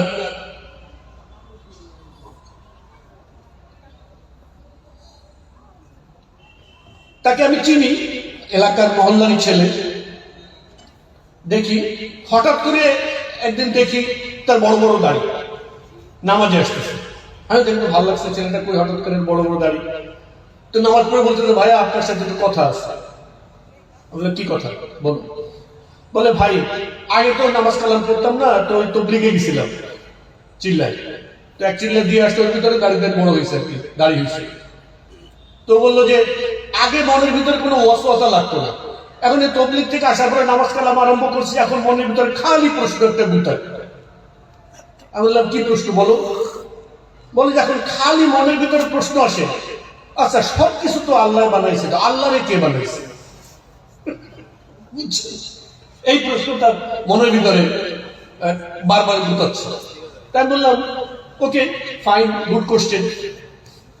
তো আমি তাকে বললাম যে দেখো, তোমার আগে কেন প্রশ্ন আসতো না, এখন কেন প্রশ্ন আসে, এটা কি তুমি বুঝতে পারছো কিনা আগে এটা বলো। বলে না, আমাকে বুঝাই দেয়। আমি বললাম শুনুন, যে লোক জান্নাতের পথে হাঁটাই শুরু করে না, তাকে তো ওয়াসওয়াসা দেওয়ার দরকার নেই শয়তানের, সে তো জাহান্নামের পথেই আছে, তাকে নিয়ে শয়তান নিশ্চিন্ত। সুতরাং তোমাকে নিয়ে শয়তান এতদিন চিন্তায় ছিল না, তুমি যখনই দিনের পথে হাঁটা শুরু করছো, এখন তোমাকে নিয়ে শয়তান project, you are a new project for শয়তান, and he assigned a dedicated শয়তান for you। ঠিক আছে, তার কাজ হলো তোমাকে সারাক্ষণ ওয়াসওয়াসা দেওয়া। সুতরাং এই কারণে তোমাকে ওয়াসওয়াসা দিচ্ছে। তাহলে যে ঘরে কোনো সম্পদ থাকে না, সেই ঘরে চোর আসে না, তার মানে তোমার এখানে এখন সম্পদ ঢুকছে, ইমানের সম্পদ, এইটাকে ধ্বংস করার জন্য, চুরি করে নিয়ে যাওয়ার জন্য এখন চোর আসছে। এই জন্য তোমাকে সাবধান হতে হবে। ফাইন, আসো তোমার প্রশ্ন দেখি। আমি বললাম যে না, তোমার প্রশ্ন কি ভালো করে বলো। বলে আল্লাহকে কে সৃষ্টি করছে। আমি বললাম ফাইন, আমি যদি তাকে ধরে এনে তোমার সামনে দাঁড় করাই, দাঁড় করিয়ে দেখায় দেই যে এই আল্লাহকে সৃষ্টি করছে, তাহলে তোমার কোশ্চেন সলভ হবে? বলো, আমি তাহলে এনে দেখাই দেবো। তো কতক্ষণ চুপ করে দাঁড়ায় রয়েছে চোখ বুঝে। বলে যে না, হচ্ছে না তো। আর তারপরে কি কোশ্চেন? বল তাহলে প্রশ্ন, ওকে কে সৃষ্টি করছে? ফাইন, আমি তাকেও নিয়ে আসবো। বলো, তাকে হাজির করলাম। এরপর তোমার কোনো কোশ্চেন সলভ? তোমার কোশ্চেন সলভ হয়েছে? কারণ চুপ থেকে বলতেছে না, ওকে কে সৃষ্টি করছে। আমি বললাম ঠিক আছে, ওকে এটা হাজির করলাম, তোমার কোশ্চেন সলভ। চোখ বুঝে দেখে বলছে না, ওকে কে সৃষ্টি করছে। আমি বললাম ওকে ফাইন, তুমি একটা কাজ করো, আমি তো বাজারে যাওয়ার জন্য বের হয়েছি, একটু বাজারে যাবো, তুমি একটা কাজ করো, এই পিছনে তুমি যেতে থাকো, প্রশ্ন করতে থাকো, ওকে কে, ওকে কে, ওকে কে, ওকে কে, ওকে কে, ওকে কে, ওকে করতে করতে করতে করতে তুমি পিছনে যেতে থাকবা। ওকে কে, ওকে কে, পিছনে যেতে যেতে যেতে যেতে যেতে যেতে যেতে যেতে যেখানে গিয়ে দেখবা ওর পিছনে আর কেউ নাই, আমি ওকে হাজির করে দেব। তুমি ওইখানে গেলে ওকে আমি হাজির করে দেবো, তুমি কোনো চিন্তা করবে না। তা আমি বাজারে চলে গেছি, ওকে এই অ্যাসাইনমেন্ট দিয়ে গেছি। তো পরে আসছি, ঘন্টাখানেক সময় এরকম লাগছে। তারপরে তাকে বললাম তুমি কি পাইছো, শেষের যে তাকে পাইছো? বলে ভাইয়া এটা তো কোনো পিছন নাই। আমি বললাম এবার কি তুমি বুঝতে পারছো তোমার এটাতে কোনো প্রশ্নই না?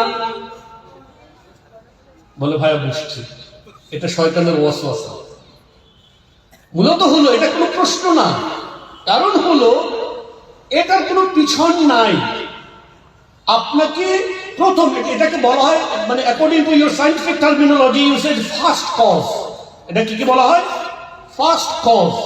অর্থাৎ ফার্স্ট কজ কোনো একজনকে থাকতে হবে যিনি চিরকাল ছিলেন এবং চিরকাল থাকবেন।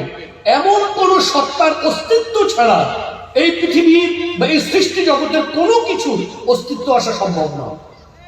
এমন একজনকে থাকতে হবে যিনি প্রথম, হুয়াল আউয়াল ওয়াল আখির ওয়াল যাহির ওয়াল বাতিন। এমন একজনকে থাকতে হবে যিনি আউয়াল, তার আগে কিছু নাই, তিনি চিরকাল ছিলেন, চিরকাল আছেন, চিরকাল থাকবেন।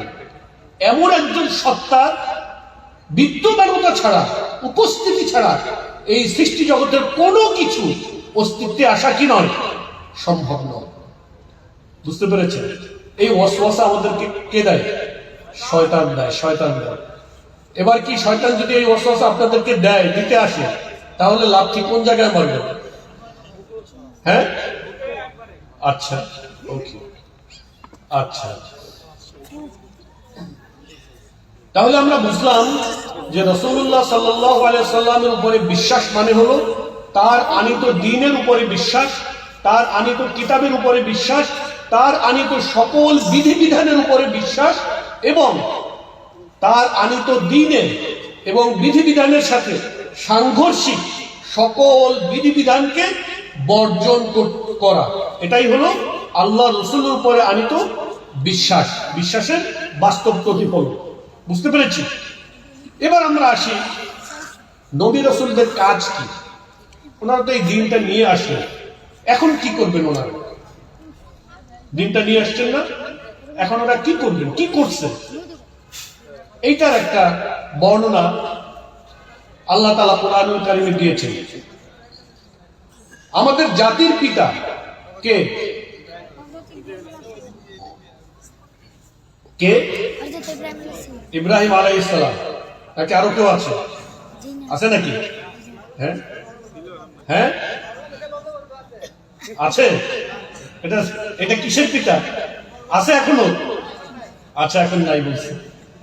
এবার জাতির পিতা ইব্রাহিম আলাইহিস, মুসলিম জাতির পিতা ইব্রাহিম আলাইহিস সালাম, উনি দোয়া করেছিলেন আল্লাহর কাছে, রব্বানা ওয়াবআথ ফীহিম রাসূলাম মিনহুম, হে আমার রব, তাদের মাঝে আপনি একজন রাসূল প্রেরণ করেন। ঠিক আছে? ইয়াতলু আলাইহিম আয়াতি ওয়া ইউযাক্কিহিম ওয়া ইউআল্লিমুহুমুল কিতাবা ওয়াল হিকমা। চারটা কাজ। এখনো ইয়াতলু আলাইহিম আয়াতি, এক নাম্বার, এই রাসূল তাদের কাছে তোমার আয়াত তেলাওয়াত করে শোনাবে। কাজ নাম্বার এক। আল্লাহ রাসূলের একটা কাজ কি? আল্লাহর আয়াতকে মানুষের কাছে তেলাওয়াত করে শোনানো, পৌঁছে দেওয়া, এক নাম্বার কাজ। দুই নম্বর তিনি বলছেন ওয়া ইউযাক্কিহিম, এবং তিনি তাদেরকে তাজকিয়া করবেন, পবিত্র করবেন। তিন নম্বর কাজ ওয়া ইউআল্লিমুহুমুল কিতাব, তিনি তাদেরকে কিতাব শিখাবেন, ওয়াল হিকমা, এবং হিকমা শিখাবেন। এই চারটা কাজ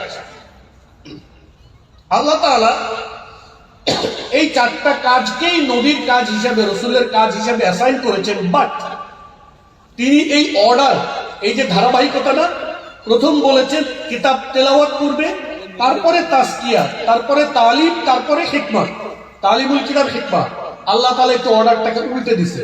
আল্লাহ তাআলা বলছেন লাকাদ মান্নাল্লাহু আলাল মুমিনিন, আল্লাহ তাআলা মুমিনদের উপরে দয়া করেছেন, অনুগ্রহ করেছেন। ইদ বাআসা ফীহিম রাসূলাম মিনহুম, যখন তিনি তাদের মাঝে, তাদেরই মধ্য থেকে একজন রাসূল প্রেরণ করেছেন। ইয়াতলু আলাইহিম আয়াতি, তিনি তাদেরকে আয়াত তেলাওয়াত করে শোনান, আল্লাহর আয়াত। ইয়াতলু আলাইহিম আয়াতি,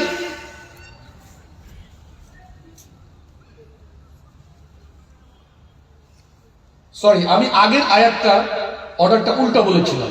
আগের আয়াতটায় অর্ডারটা এরকম ছিল, রব্বানা ওয়াবআথ ফীহিম রাসূলাম মিনহুম ইয়াতলু আলাইহিম আয়াতিহি ওয়া ইউআল্লিমুহুমুল কিতাবা ওয়াল হিকমাতা ওয়া ইউযাক্কিহিম।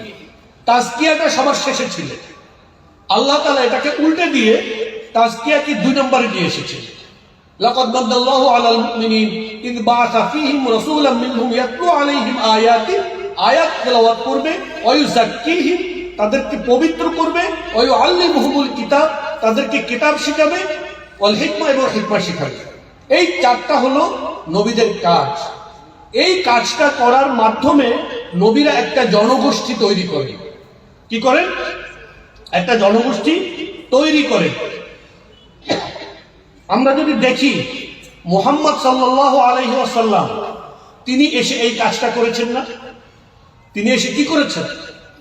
কিতাব, তার উপরে যে কিতাব অবতীর্ণ হয়েছে, এই কিতাব তিনি তেলাওয়াত করে অন্য মানুষের কাছে পৌঁছে দিয়েছে, এবং তার সাহাবীদেরকে তিনি কি করেছেন?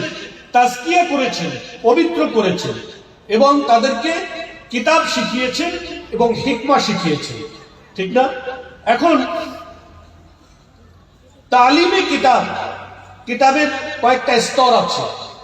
তালিমে কিতাবের এক নম্বর স্তর হলো মূলত আপনাকে এই কিতাবের সকল বিধিবিধান আপনি প্রথম হলো আপনার মেনে নিতে হবে, যেটা আমরা আগে বলেছি। এরপরে কিতাব শেখার স্তরগুলোতে প্রথম কাজ হলো শুদ্ধ করে কোরআন তেলাওয়াত করতে জানা। আমি যদি এখন আপনাদেরকে হাত জাগাতে বলি, আপনারা বিপদে পড়ে যাবেন, পড়বেন কিনা? যদি আমি জিজ্ঞেস করি যে আপনারা কে কে শুদ্ধভাবে কোরআন তেলাওয়াত করতে জানেন, হাত জাগান, এটা বিপদে পড়বেন কিনা? পড়বেন, এটা আমি জানি। এই বিপদে আপনাদেরকে আমি ফেলতে চাই না। আমি চাই আপনারা নিজের সাথে নিজে কমিটমেন্ট করেন আজকের এখান থেকে যে আগামীকাল থেকেই আপনি কোরআন শেখার জন্য ব্যবস্থা গ্রহণ করবেন। দেখেন, এই পৃথিবীতে কোরআনের চেয়ে দাবি কিছু নাই, কোরআনের চেয়ে সম্মানের কিছু নাই। এই কোরআন দিয়েই আল্লাহ আপনাদেরকে সম্মানিত করবেন, এই কোরআনের কারণেই আল্লাহ আপনাদেরকে লাঞ্ছনা করবেন। এখন আপনারা এই কোরআন দিয়ে সম্মানিত হবেন কিনা এটা ডিপেন্ড করে কোরআনের সাথে আপনার আচরণের উপরে। আপনি যদি কোরআন পড়তেই না জানেন, অর্থ বোঝা তো পরের কথা, পড়তেই জানেন না, শুদ্ধ করে তেলাওয়াতটাই জানেন না, তাহলে কোরআনের সাথে এই আচরণটা কি সঠিক আমাদের? না। সুতরাং আজকের থেকে আপনারা সিদ্ধান্ত গ্রহণ করেন। অনেক কাজ আপনারা যদি দেখেন, অনেকের আমাদের জীবনের সংকীর্ণতা আছে, অনেক রকম সংকীর্ণতা আমাদের জীবনে। বিশ্বাস করেন, আল্লাহর কসম করে বলি, আপনি কোরআনের সাথে আপনার সম্পর্ক বিল্ড আপ করা শুরু করেন, আপনার এই পৃথিবীর জীবনের সকল সংকীর্ণতা কেটে যাবে। আখিরাতের তো কাটবেই, এই দুনিয়ার জীবনের আপনার যত সংকীর্ণতা আছে কেটে যাবে, আল্লাহ তাআলা ওয়াদা করেছেন। এবং এই কোরআনের সাথে সম্পর্ক না থাকার কারণে আপনাদের জীবন, জীবিকার কথা বলছি, সংকীর্ণ হয়ে যাবে। আল্লাহ তাআলা বলছেন, মান আরাদা আন যিকরি, যে আমার জিকির থেকে মুখ ফিরিয়ে নেয়। জিকিরের একটা অর্থ হলো কোরআন। কি? কোরআন। ইন্না নাহনু নাযালনা যিকরা ওয়া ইন্না লাহু লাহাফিজুন। মান আরাদা আন যিকরি ফাইন্না লাহু মাঈশাতান দানকা। আল্লাহ তাআলা বলছেন, যে ব্যক্তি কোরআন থেকে, জিকির থেকে মুখ ফিরিয়ে নেবে, আল্লাহ বলছেন তাকে তার জীবন জীবিকা সংকীর্ণ করে দিবে। জীবিকা ভালো চান? জীবিকা কে কে প্রশস্ত জীবিকা চান না? কে কে জীবিকা প্রশস্ত আপনারা চান না? জীবিকা তো অন্তত চান, ভালো চাকরি তো চান, ভালো টাকা পয়সা, এটা এ ব্যাপারে কোনো দ্বিমত নাই কারো না কারো। দ্বিমত আছে কোনো? ভালো টাকা পয়সা, সহায় সম্পত্তি, বাড়ি ঘর, সুন্দরী স্ত্রী, জামা কাপড়, টাকা, এগুলা যে আপনারা চান, এ ব্যাপারে কোনো দ্বিমত আছে? দ্বিমত নাই। এইটার জন্য যদি আপনি করেন, তাও আল্লাহর রাস্তে কোরআনের সাথে সম্পর্ক করেন। আল্লাহ তাআলা বলছেন, মান আরাদা আন যিকরি, যে কোরআন থেকে মুখ ফিরিয়ে নিবে, ফাইন্না লাহু মাঈশাতান দানকা, তার জীবিকা সংকীর্ণ হয়ে যাবে। ওয়া নাহশুরুহু ইয়াওমাল কিয়ামাতি আমা, আর কিয়ামতের দিন তাকে অন্ধ করে উঠাবেন আল্লাহ। কিয়ামতের দিন অন্ধ হয়ে উঠতে চান কে? অন্ধ হয়ে উঠতে চান কিয়ামতের দিন? অন্ধ হয়ে উঠবে। ক্বালা রব্বি লিমা হাসারতানি আমা, অন্ধ হয়ে উঠে বলবে, হে আল্লাহ, তুমি আমাকে অন্ধ করে উঠাইলা কেন? অন্ধ করে কেন উঠাবে? ওয়াকাদ কুনতু বাসীরা, দুনিয়াতে তো আমার চোখ ছিল। আল্লাহ বলবেন, ক্বালা কাযালিকা আতাতকা আয়াতুনা, তোমার কাছে আমার আয়াত এসেছিল, ফানাসিতাহা, তুমি আয়াতকে ভুলেছিলা, ওয়া কাযালিকাল ইয়াওমা তুমসা, আজকে তোমাকেও ভুলে যাওয়া হবে। আল্লাহ তাআলা এই কথা কোনো গুরুত্বই দিবেন না। বুঝতে পেরেছি? তাহলে দুনিয়াতে জীবন জীবিকা যারা অন্তত চাই, তারাও অন্তত কোরআনের সাথে সম্পর্ক করি। যারা আখিরাতে অন্ধ হয়ে উঠতে চাই না, তারাও যেন কোরআনের সাথে কি করি? সম্পর্ক নির্মাণ করি। ঠিক আছে। দ্বিতীয় যে বিষয়টা তাজকিয়া, তাজকিয়াতুন নফস।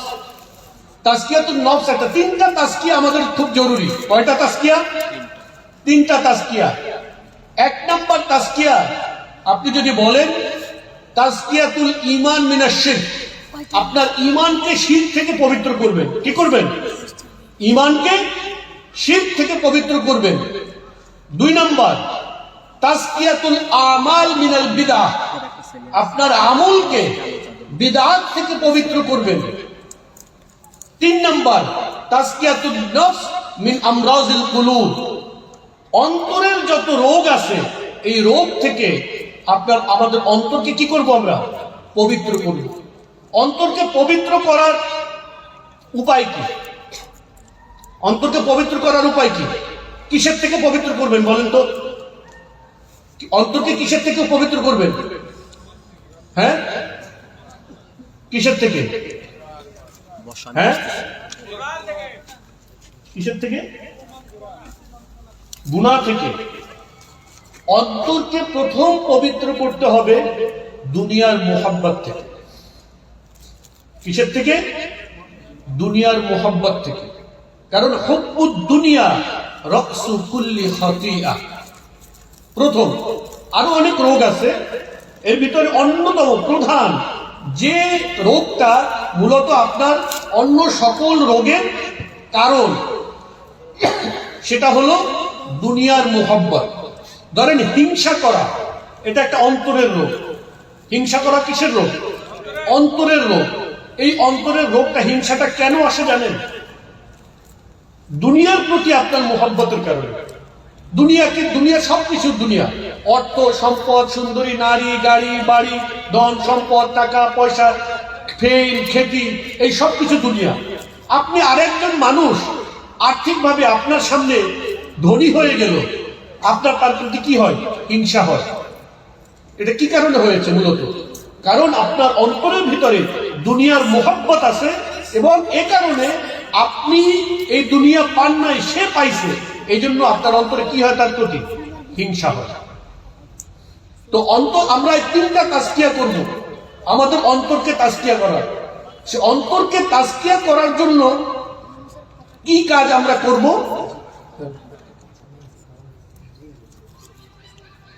একটা বাচ্চা মেয়ে এখানে পেয়েছেন, একটা বাচ্চা মেয়েকে পাওয়া গেছে এখানে। কত বছর বয়স?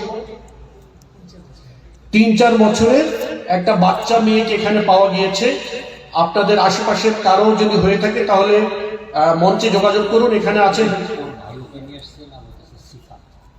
ভাই।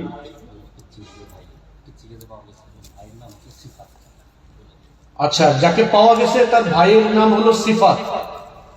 তার ভাইয়ের নাম সিফাত, এতটুকু বাচ্চাটা বলতে পেরেছে। এখানে আছে, আপনাদের কারো যদি হয় নিয়ে যাবেন, অথবা আপনারা তাদের কাস্টডিতে রাখেন, খুঁজে ইনশাআল্লাহ ব্যবস্থা করবেন। আচ্ছা, সর্বশেষ স্তরে আমরা চলে এসেছি আলোচনার। তাজকিয়াতুন নফস, এটা একটা জটিল বিষয়। আজকাল আমাদের সমাজে তাজকিয়াতুন নফসের অনেক রকম সিলেবাস, অনেক রকম কাজকর্ম, অনেক রকম মেথড এবং পদ্ধতি আছে। অনেক স্পেশালাইজড লোকজন আছেন যারা এই নিয়ে কাজ করে থাকেন। আল্লাহ তাআলা তাদেরকে উত্তম বিনিময় দান করুন, এবং আমাদেরকে তাদের মাধ্যমে তাজকিয়াতুন নফস অর্জনের তৌফিক দান করুন। কিন্তু সাহাবায়ে কেরামের মাঝে আমরা এরকম আলাদা আলাদা স্পেশালাইজড কোনো ফিল্ড দেখতে পাই না। তাহলে কি তাদের তাজকিয়াতুন নফস হয়নি? হয়েছে। তাদের তাজকিয়াতুন নফসটা আসলে কিভাবে হয়েছে? তাদের তাজকিয়াতুন নফস হয়েছে একটা সংগ্রামের মধ্য দিয়ে। যে সংগ্রামে আপনার সাথে আপনি ইসলামের পক্ষে অবস্থান গ্রহণ করবেন, আর এক দল ইসলামের বিপক্ষে অবস্থান গ্রহণ করবে। তারা আপনাদেরকে নিশ্চিহ্ন করে দিতে চাইবে, এবং আপনি তাদের সাথে লড়াই করে আল্লাহর জমিনে আল্লাহর দ্বীনকে কায়েম করার সংগ্রামে লিপ্ত হবেন। যখন আপনি লিপ্ত হবেন, তখন অবধারিতভাবে আপনাকে এমন একটা অবস্থায় আসতে হবে যে আপনি আপনার সন্তান, সন্ততি, গাড়ি, বাড়ি, টাকা, পয়সা, সম্পদ, পরিবার, পরিজন, এই সব কিছুকে ত্যাগ করে নিজেকে আল্লাহর পথে উৎসর্গ করার জন্য প্রস্তুত হতে হবে। এটা যখন আপনি করবেন তখন অটোমেটিক আপনার মনের মধ্য থেকে দুনিয়ার লোভ লালসা পালাতে বাধ্য হবে। বুঝতে পেরেছি? ধরেন সাহাবায়ে কেরাম রাদিয়াল্লাহু তাআলা আনহুম আজমাইন যুদ্ধের ময়দানে রওনা দিয়েছে। কোথায়? যুদ্ধের ময়দানে। যুদ্ধের ময়দানে যখন তারা রওনা দেন তখন কি কি ছাড়তে হয়? এই পৃথিবীর সব কিছু কি করতে হয়? ছেড়ে যেতে হয়। এটা একটা ডিফল্ট ব্যাপার।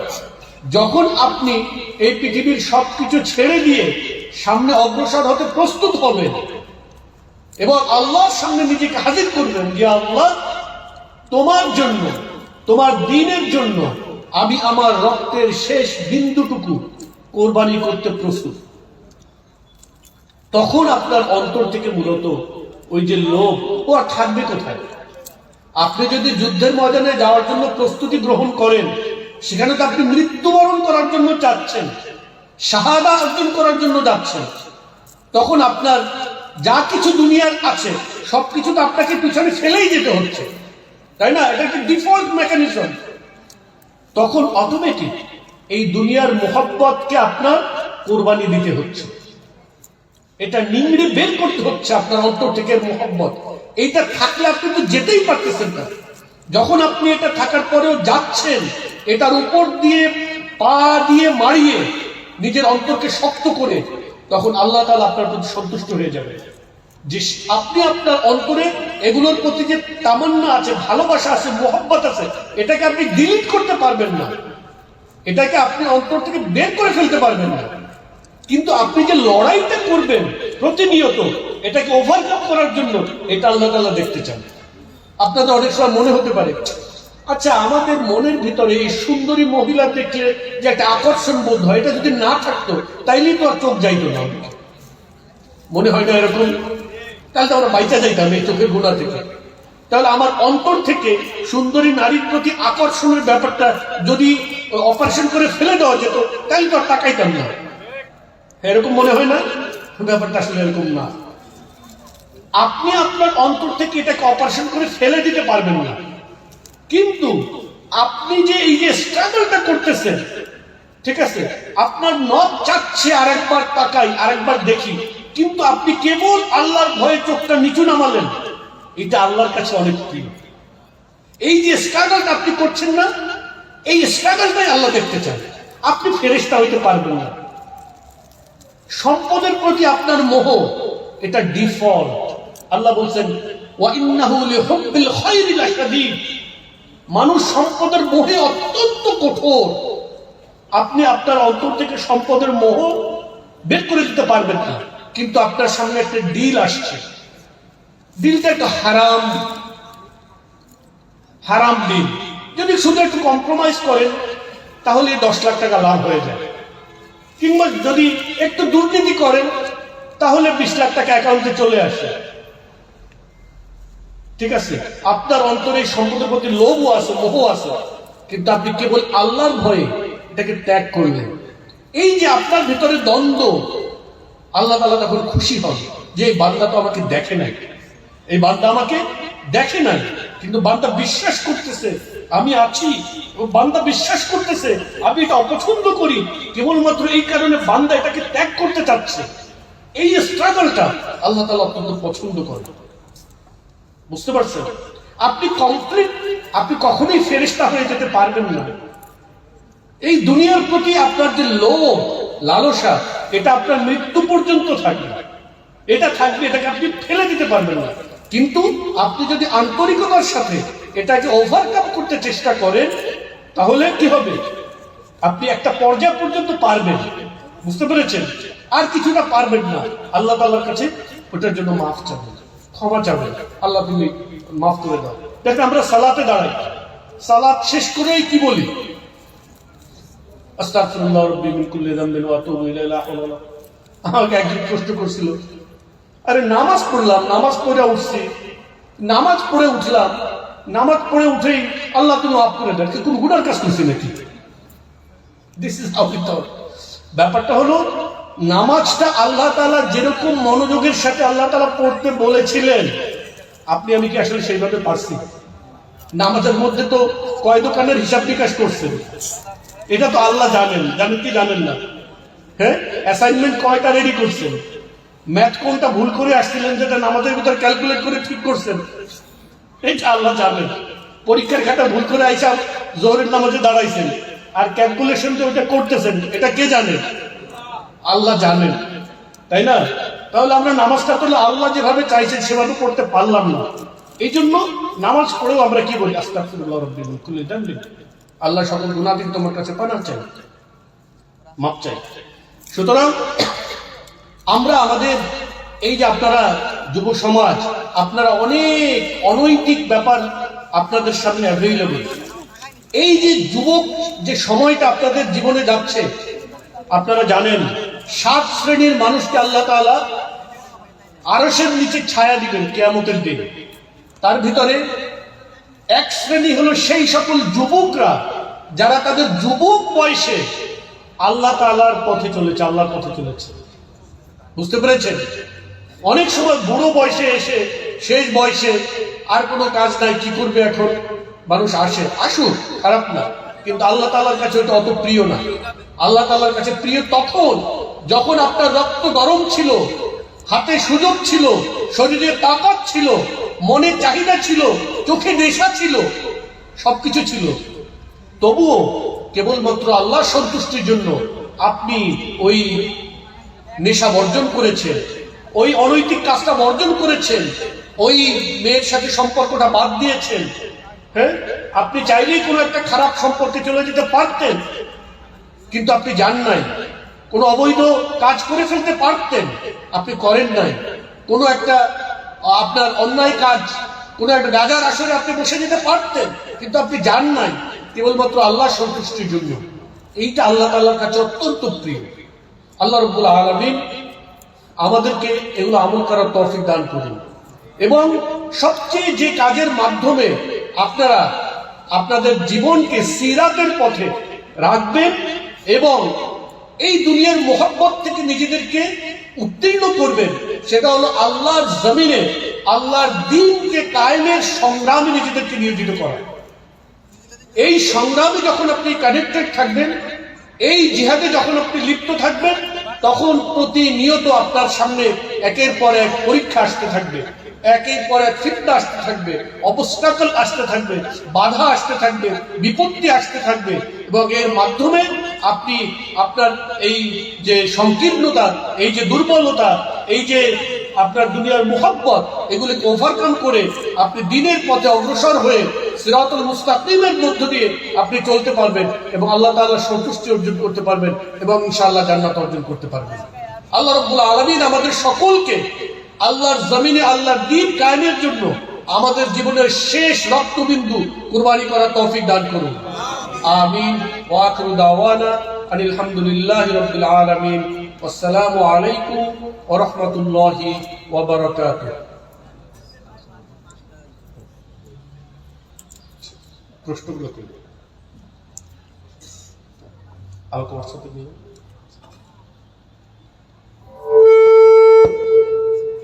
এখন হলো আপনারা মনোযোগ সহকারে শুনছেন নাকি চুপি চাপে মোবাইল চাপছেন, সেটা টেস্ট হবে।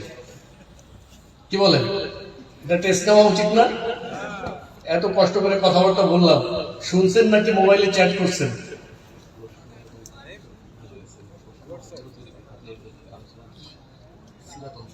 আচ্ছা, সিরাতুল উপর শুরু করেছেন তখন থেকে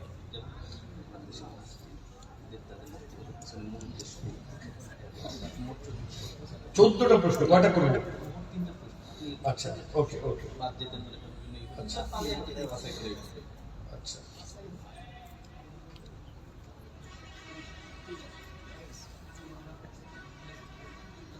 প্রথম পয়েন্টটাই প্রথমে বলি, নাস্তিকতা থেকে সিরাতে আসার জন্য আমি 3টা পয়েন্ট উল্লেখ করেছিলাম। সংক্ষেপে এই 3টা পয়েন্ট কে বলতে পারবে? কেউ না? নাস্তিকতা থেকে সিরাত পর্যন্ত আসতে 3টা পয়েন্ট উল্লেখ করেছিলাম। কে বলতে পারবে? কেউ না। সুবহানাল্লাহ।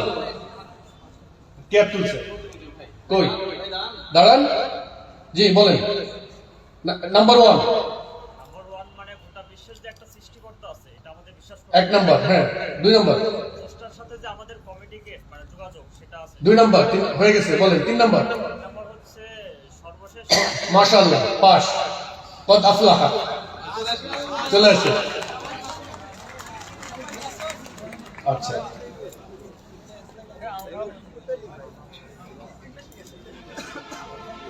আমি 2 শ্রেণীর তাগুতের কথা উল্লেখ করেছিলাম। প্রথম কে ছিল? প্রথম তাগুত হলো সবচেয়ে বড় তাগুত কে? শয়তান। দ্বিতীয় তাগুত কারা? কে? মানুষ তো বুঝলাম, কারা? মানুষ তো সবাই তাগুত। আমি একটা পরিচয় দিয়েছিলাম মানুষদের ভিতরে কারা তাগুত। মেয়েরা আছে তার তো ডিফিকাল্ট হয়ে যাবে তাদের প্রশ্ন নেওয়া। এটা আপনারা পরবর্তীতে অনলাইনে করে দেন। আল্লাহর বিধানটা নিজে তৈরি করে। আল্লাহর বিধানটা নিজে তৈরি করে। হয় নাই। বসেন। অনেকটা বলছেন, অনেকখানি হয়েছে, বাট আসল প্রশ্ন মূল পয়েন্ট হয় নাই। এই আপনি বলবেন। যারা নিজেরা বিধান করে মানুষের উপর চাপায় দেয়, নিজেরা বিধান তো করতে পারে, নিজেরা একটা বিধান তৈরি করে যেটা হয়তো আল্লাহ তাআলার বিধানের সাথে সাংঘর্ষিক। That is the point. অর্থাৎ যারা আল্লাহর বিধানের সাথে সাংঘর্ষিক বিধান তৈরি করে মানুষের উপরে চাপিয়ে দেয় তারা হলো তাগুত। আচ্ছা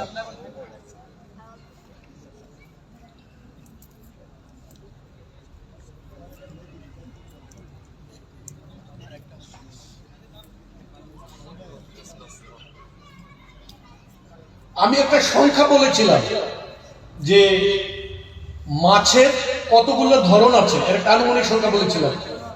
ওই দিক থেকে হ্যাঁ বলেন। এই যে পাগড়ি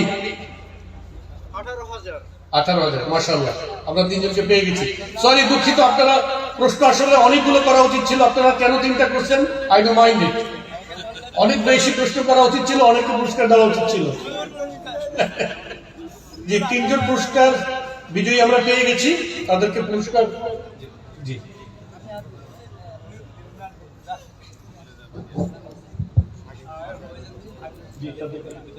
হ্যাঁ বলি, আমি 3জনকে দিব না। যে আপনি স্যার আপনি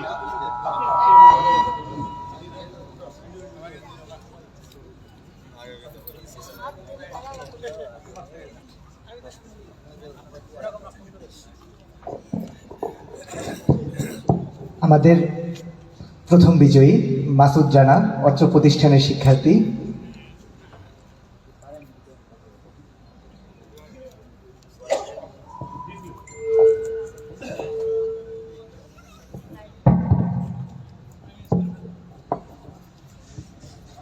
আমাদের দ্বিতীয় বিজয়ী আহাদুল ইসলাম মাহিন, অত্র প্রতিষ্ঠানের শিক্ষার্থী।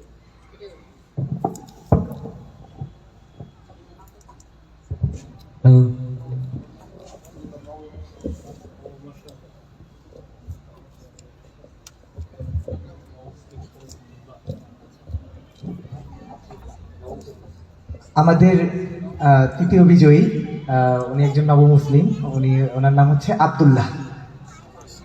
ওনার জন্য সকলে দোয়া করবেন।